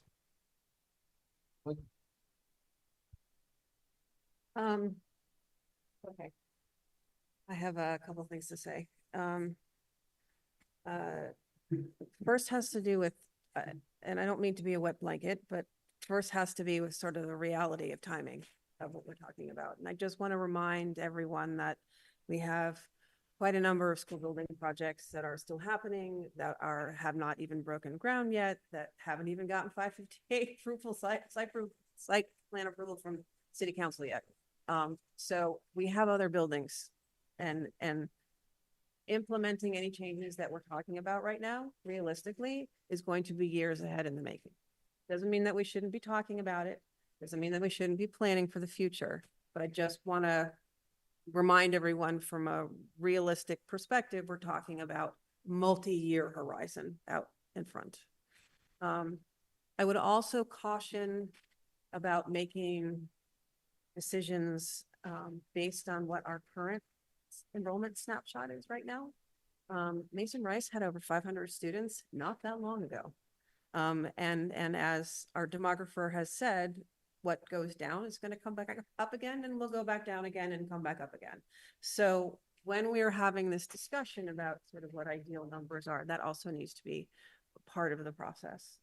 Not that I'm suggesting that we should have 465 classroom students in every single building, you know, that's something that for us to figure out. I think I got mixed feelings about this whole thing. I really do. And part of it is because of my love of neighborhood schools and how important they are to the fabric of this community and how it has been that way for a very long time. My kids went through neighborhood schools from beginning to end. I know plenty of others who feel as strongly and some more strongly than I do about this. But I also understand that we do have fiscal realities, and I do understand that we have, let's call a spade, for smaller schools, and we need to figure out what to do with them. There were a number of things that came up in the Ward Underwood discussion. I'm just going to put it out that we should also be thinking a little bit outside the box to find out if any of some of those things that did come up might be feasible. One of them being that you make one small school K-2 school and the other 3-5. I know that there are logistical challenges there. I know it's additional transition for little ones, which is not necessarily ideal, but I just bring that up as something that, and I don't know if it's the long range planning, I don't know what to call that, the long range planning committee, or if it's something that we need to discuss tonight or in subsequent meetings. But just having an opportunity to think about outside of the box, I think is important here. I think we also need to, whatever we decide tonight, remind the Ward Underwood community that nothing is happening soon.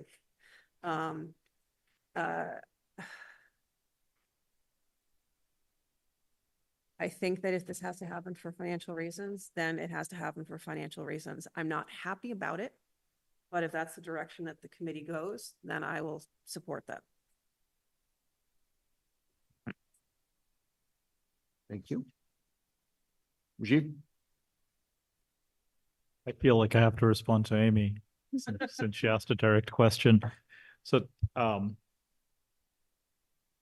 I think Barry raised an important point, and we saw this as parents at Franklin, where there are a lot of students who can walk to Franklin. There are also buses that take students to Franklin, and you have a larger community, but you do have a community, even if you're a little further away from the school. We also, at various points, have shifted the district lines for schools. And that happens. Near where we used to live, there were students who went to Franklin, and then half a block away, students who went to the old Horace Mann, now NACP. Things worked just fine. It didn't create a big fissure in the community to have kids going to different schools from 2 houses away. Having said all that, I do think that just from the building tours and talking to educators and talking to principals, very small schools are gone. They are fiscally challenging, to say the least. They're going to be difficult to get funding for. I think, looking at Ward and Underwood collectively, there's a fantastic community there, and we have to think about how that community gets served, but it might be through one school, not 2. And yeah, I, like Amy, would find it difficult to vote for rebuilding 200 student schools as opposed to building one 400-person school, if that was the choice. And so I'll be on the record as saying that. But then, as Emily said, this is something that will happen, if at all, 6 years from now at best. But that just my position on it, which is probably not inconsistent with others. Amy or Tamika, then Amy. Sure. So I don't feel a need to respond to Amy, not because I don't like Amy, but because I think my response is pretty self-explanatory from my position. I think if we are leading and centering around what's in the best educational interest of our students, we know that there is a threshold low number we can't entertain. And we know that that is a number that is not good for the kids' best interest for their educational needs, and it's not good for our financial realities either. And so I don't need to wax poetic about where I stand. I think I've made clear where I stand, but for me, and I've also said that I think all of those worthy goals of walkability are worthy goals, but they come after what's in the best interest of the kids. And so for me, I think that's pretty clear. Okay. Amy, go ahead. I do think that your point that walkability isn't a given is important. I also would say that having to walk to school has created some financial burdens on families who then need to find childcare to get their children to school if they work and don't have a bus to rely on. Like that's something I have a nanny because I can't get my elementary school aged kids to school via school provided transportation. I agree, Rajiv, that it doesn't create a fissure in the community to shift neighborhood lines.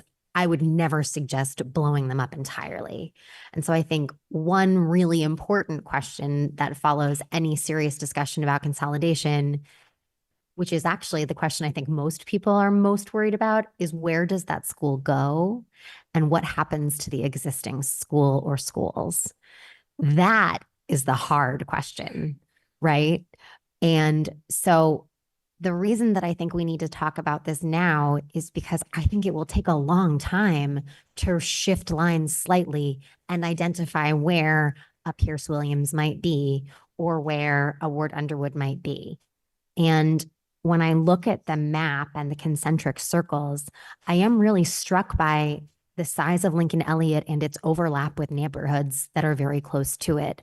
And I'm glad that they're getting an awesome school. I just want to make sure that every decision that we make moving forward has a holistic view of our city and isn't just pinpointed on Ward Underwood or Pierce Williams or Lincoln Elliott and Horace Mann and Franklin. So I think that's why we have to talk about it now, not because it's going to have any bearing for the next 5 years, but because it will take a lot of time to figure out if those lines are moving, where are they moving to, and where do those kids go to school? Thanks. Yep. And I think, that to me was what ultimately came out of the Ward Underwood work. You just can't do this in isolation.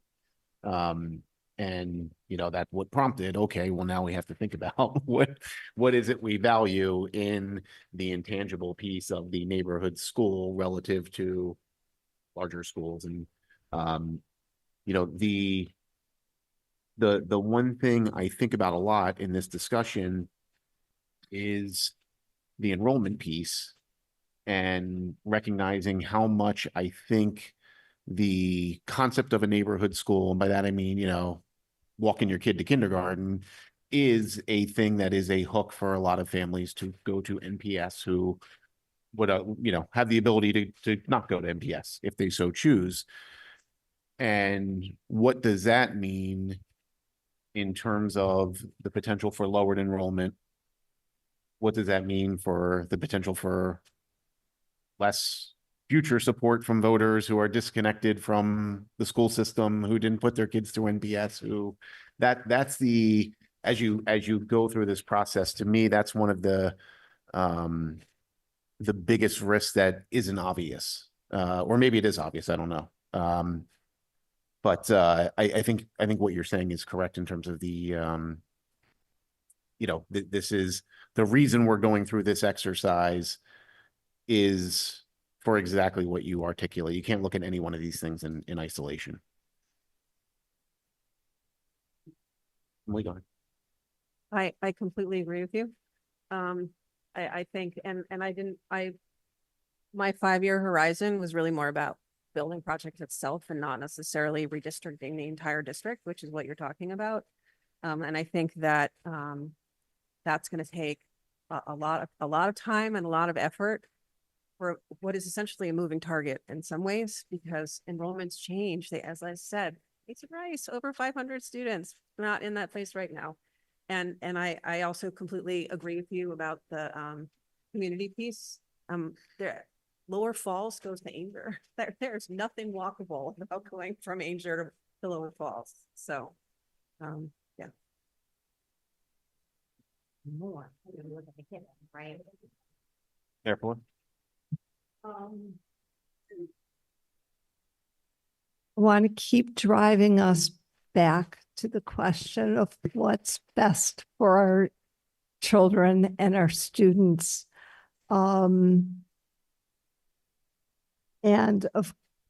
have an amazing superintendent. We have amazing educators. They will make small, medium, or bigger schools all work well. I still would encourage us to take the time to say, is the model that we've been working with for years, that our optimal elementary school has 3 classrooms per grade so that it can have diversity for the kids and their student experience, what kids they're with over their 6 years there, and the full-time support staff that we need in so many areas, whether it's art and music or social workers or tiered supports, et cetera. So we've got some time here. We should not tonight be deciding what our building projects are going to be.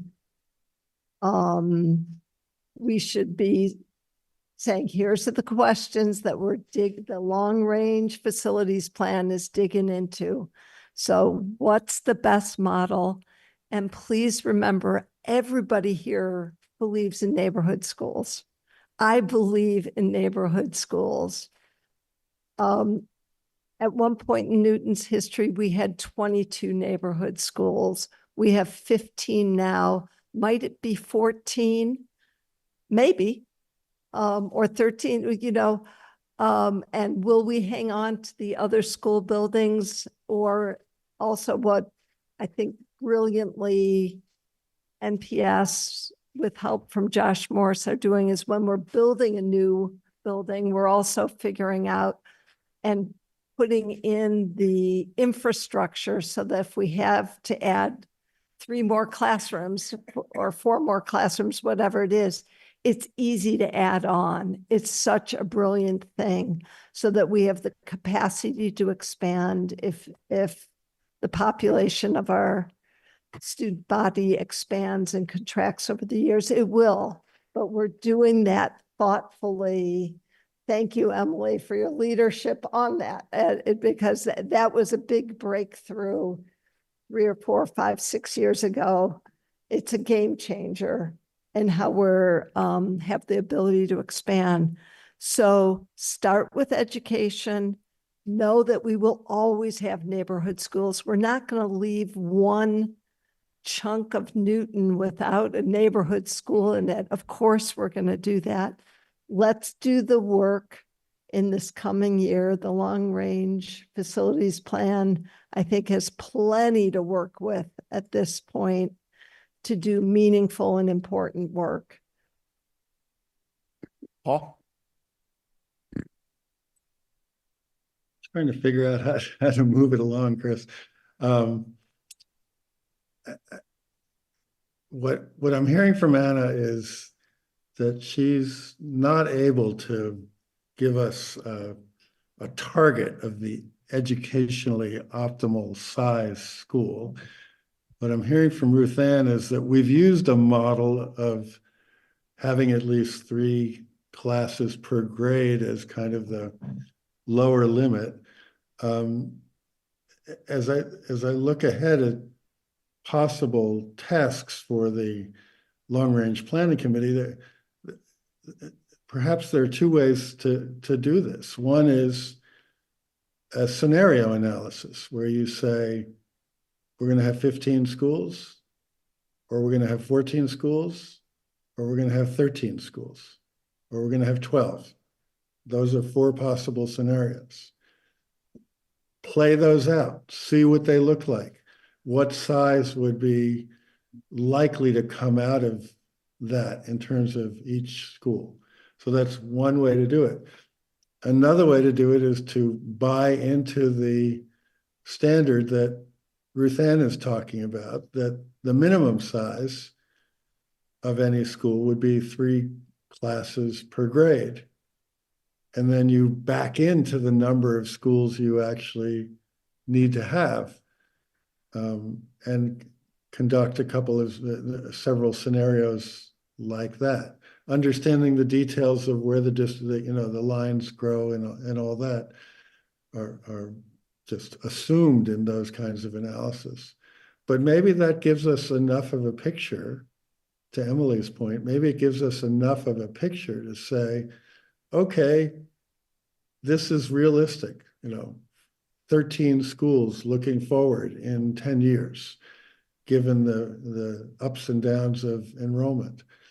Or maybe it says to us, no, we really need 15 because, gee, all those people who moved into Ward 7 40 years ago and had their children are going to be getting old and moving out, and the families that move in will have more children again. Who knows? But we've got to give the committee some assignment to come up with a product that helps inform us at the end. So maybe that's the way to do it. Just say, do some scenario analysis of 15, 14, 13 schools and tell us what it looks like in terms of who serves what neighborhoods. Yeah, so as this discussion has unfolded tonight, I mean, I think I was kind of moving that same direction, Paul, of, thinking, taking the concept of giving the committee something to chew on and extending that further to something kind of like what you're discussing. And, I mean, given it's 10 o'clock, I'm not sure we're going to make any further progress on this tonight. I do think we at least got some opinions out, and I feel like I have a little bit of a better sense of where folks' heads are at. So is that something to move forward with? And Barry, I know you had one more comment, I know. Yeah. I was going to say something else, but in light of everything else, I'm not going to, but I will just say one thing that has not been addressed. I just want to make sure that we also, if we do go down in schools, that we have a plan for those buildings so that, if we do need to go back to them at some point, that we have the ability, that we haven't lost that space. Because I know in the past we have, and we have lost it or we have retained it, like Oak Hill. So I just want to make sure we have those options. Okay. Unless anyone has any really pressing commentary, I think maybe we let it. Yes, go ahead. Yep. So I agree, Barry, and that's something we've talked about and preserving in previous conversations. The really important thing I want to interject is we had also talked about doing some type of workshop where we can do Paul's thoughtful idea of scenario mapping and actually sit down and get deep into this conversation, which needs a deep dive conversation. And we haven't done that yet. I would suggest that we should do that. We should include that as part of the thing that gets us off this hamster wheel. Yep. It may be helpful to include Josh Morse and Maureen Lemieux so that you can add those perspectives in. Okay. Any other pressing thoughts? All right, let's end that discussion there. We still have to go through the superintendent evaluation. Fortunately, I think we can do this efficiently. This is one we got to do, and I think we can. Dr. Nolan, are you good if we hold off on the school committee calendar? I think we have to vote it, right? not on for a vote. Okay. We can vote when the agenda items are. Yeah, so that maybe that's something we can include in our summer retreat. I would just love feedback if there's any issues now, and we will talk about it in July at our retreat as well. Okay, but one thing we do have to do tonight is the superintendent evaluation, because this has to be voted on and submitted to DESI. The good news, and why I think this can be relatively efficient discussion, I'm hoping, is there wasn't a lot of deviation. And it may be what makes sense if I can summarize it very quickly, the overall full committee evaluation, and then if any members have individual pieces they'd like to add or points they'd like to clarify, we can do it that way. But I think the big themes that really came through were, almost universally, this was thought of as a bit of a unique and almost difficult exercise, to the extent this was a truly unique year. And I know a number of us expressed that there's the thought of, addressing the outcomes of the year, and then addressing the outcomes of the year and the progress that was made against goals, given what was possible, given everything that happened. I think, generally speaking, I don't think there isn't one of us who expressed optimism about where we see the direction of NPS going under Dr. Nolan's leadership. And, really, I mean, I think almost universal gratitude for what she put forth this year, for making the progress we were able to make, given the difficulty of the year we were in. The overall assessment for the committee, I think, landed at proficient, but I would sort of say that was a high proficient. And you almost could have made the case, looking through the committee evaluation, for exemplary, but I think proficient was the appropriate recommendation, given where all the committee evaluations came in. And I say that both quantitatively and qualitatively. I do think the one consistent area to focus on for improvement that came through the evaluations was some of the pieces of communication and delineating the school committee versus superintendent role. I personally feel confident that, those are just the growing pains of new seats, and that will all be worked out. And I know you certainly have all the best intentions from that perspective. Is there anything folks would like to add to that? Rajiv? And then Yeah, Tamika? In going through this, I feel like in a number of cases, it would almost be like being in college and getting an incomplete, because things couldn't happen, right? And in going through pretty much every single area, like, well, there was a plan, there was thinking about how to get there, there was progress made, but it's hard to come up with the equivalent of a final grade, simply given the challenges of the year. So I echo what Chris said, and I think that was a challenge in going through this, and we had talked about this a little bit, I think 2 or 3 meetings ago, like, how do you do an evaluation in this context? Because the opportunity to finish things should also have been there, and it wasn't. So I think that's one of the primary reasons we landed where we did, or I personally did, and I think it seems like most others did as well. Fingers crossed for a normal year next year, right? So that I think will really continue the very good trajectory we're on. And thank you. Mika? So very quickly, I see great things on the horizon for you. I think you've put in a solid foundational year.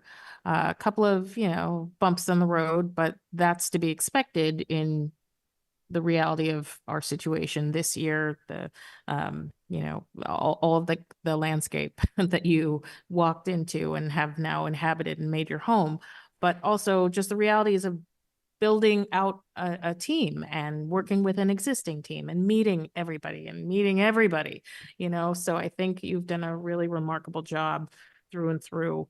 I would encourage you to just sit with everybody's individual assessment, work that through, wrap your head around what are folks trying to say, and then on top of that, schedule a time to meet one-on-one with each of the members to say, okay, let's talk. Where do you see this? How do I need to improve? How am I doing? And just having that really intimate conversation around that. Lastly, I do want to give credit to Chris and Emily for putting together you did a good job smushing and amalgamating our individual feedback. And so, but not losing the individuality in putting it all together. So I appreciate that. Good job. Okay. Very quickly, last time I said something already to that effect, that this is a tremendously extraordinary year and a wonderful entry plan, but unfortunately, because of reality, you could not get those many of them done. So it's hard for us to say this is extraordinary or exceeded our expectation because we did not see the final results. But the fact is we are all on the learning curve, including our school committee members, because we never had this experience. This is very unfortunate. But also, I think this is a beginning, as Rajiv, probably someone said that, this is, and we would have years to go, and we expect you will be here. And so we're going to see that, and we'll have much more to celebrate. And I'm certainly very hopeful, very hopeful. And lastly, I would say, I really impressed your passion and your energy, and this is extraordinary, even though it's hard to quantify in our evaluation.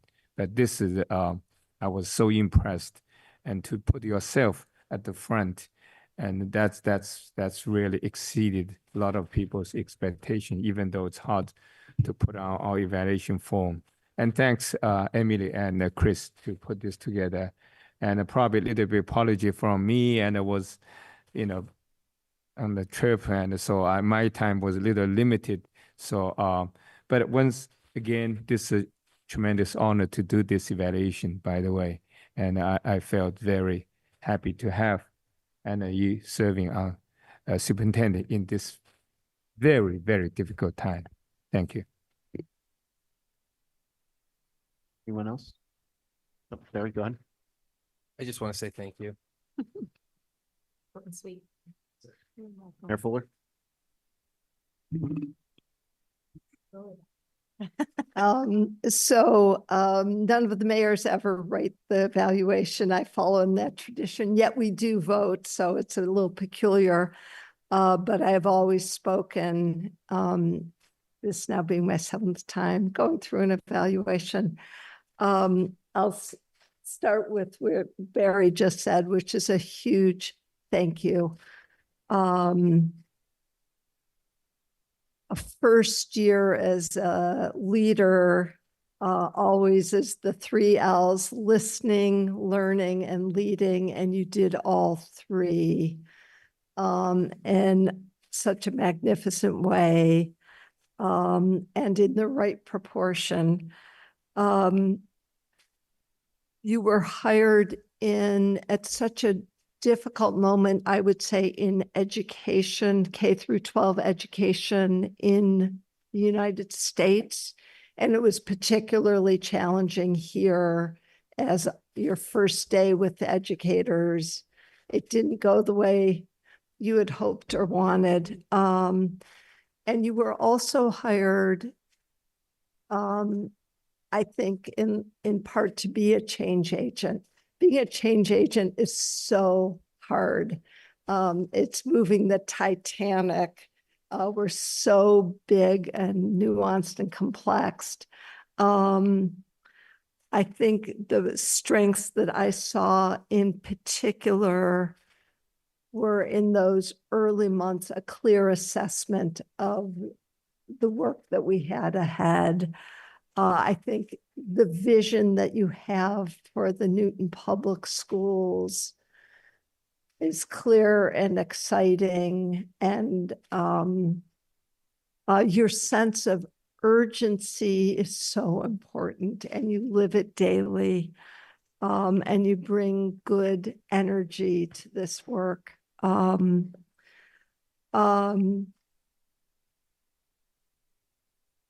It is tricky to repeat. Being a change agent in Newton is hard. The nuances here, the complexities, the scale just make it hard. And you are working with your educators and staff. You're working across so many schools, and you're working extraordinarily hard to build those relationships with, whether it's parents and caregivers, to the stakeholders, to our city councilors, to connecting with our public buildings commissioner and our police chief and on and on and on. Keep collaborating. You do it well. And Tamika said it early in another context tonight. Process in Newton. If we don't get the process right, it doesn't matter what we've decided. We blew it by not ranks. And I'll just close by saying you have my full support. I'm here to help and make good things happen. Emily? I'm going to echo what Barry said. Thank you. I would also like to make a motion that we approve the cumulative DESE assessment for our superintendent, Dr. Anna Nolan, and that we deliver that to DESE as required. Second. Second. Yep. Okay. So moved by Emily, seconded by An Ping. Further discussion on that motion? Oh, okay. Paul, did you have something you wanted to share? Seconding the motion now, I'll third the motion. Okay. Thank you. All right. Maybe I'll close with just a couple of personal thoughts after having given the summary. You know, I know we had this discussion when you first joined of the biggest challenge you face coming in here, and the biggest challenge that I think this institution still faces is earning back that trust from decay over a number of years. And you know, you started by going to like 60 people's backyards to engage with the community and, you know, start to develop that relationship and put forward that transparency that we're now seeing in, you know, all this, you know, data-driven work and things that we just haven't had here for as long as I've been involved. So I think you've done I mean, that's crazy. Who would go to 60 houses the way you did? I mean, I think you've done an amazing job, really. And I want to truly offer my sincere thanks, both from when I was sitting over there, when I was sitting over here and going through the strike and everything. You've been an amazing partner to work with, and I truly appreciate it. So with that, if there's no other comments, we can take a vote. Okay. Ward 1. Yes. Ward 2, yes. Ward 3? Yes. Ward 4? Yes. Ward 5? Yes. Ward 6? Yes. Ward 7? Yes. Ward 8? Yes. And Mayor Fuller. Yes. Okay, that is 9-0. All right.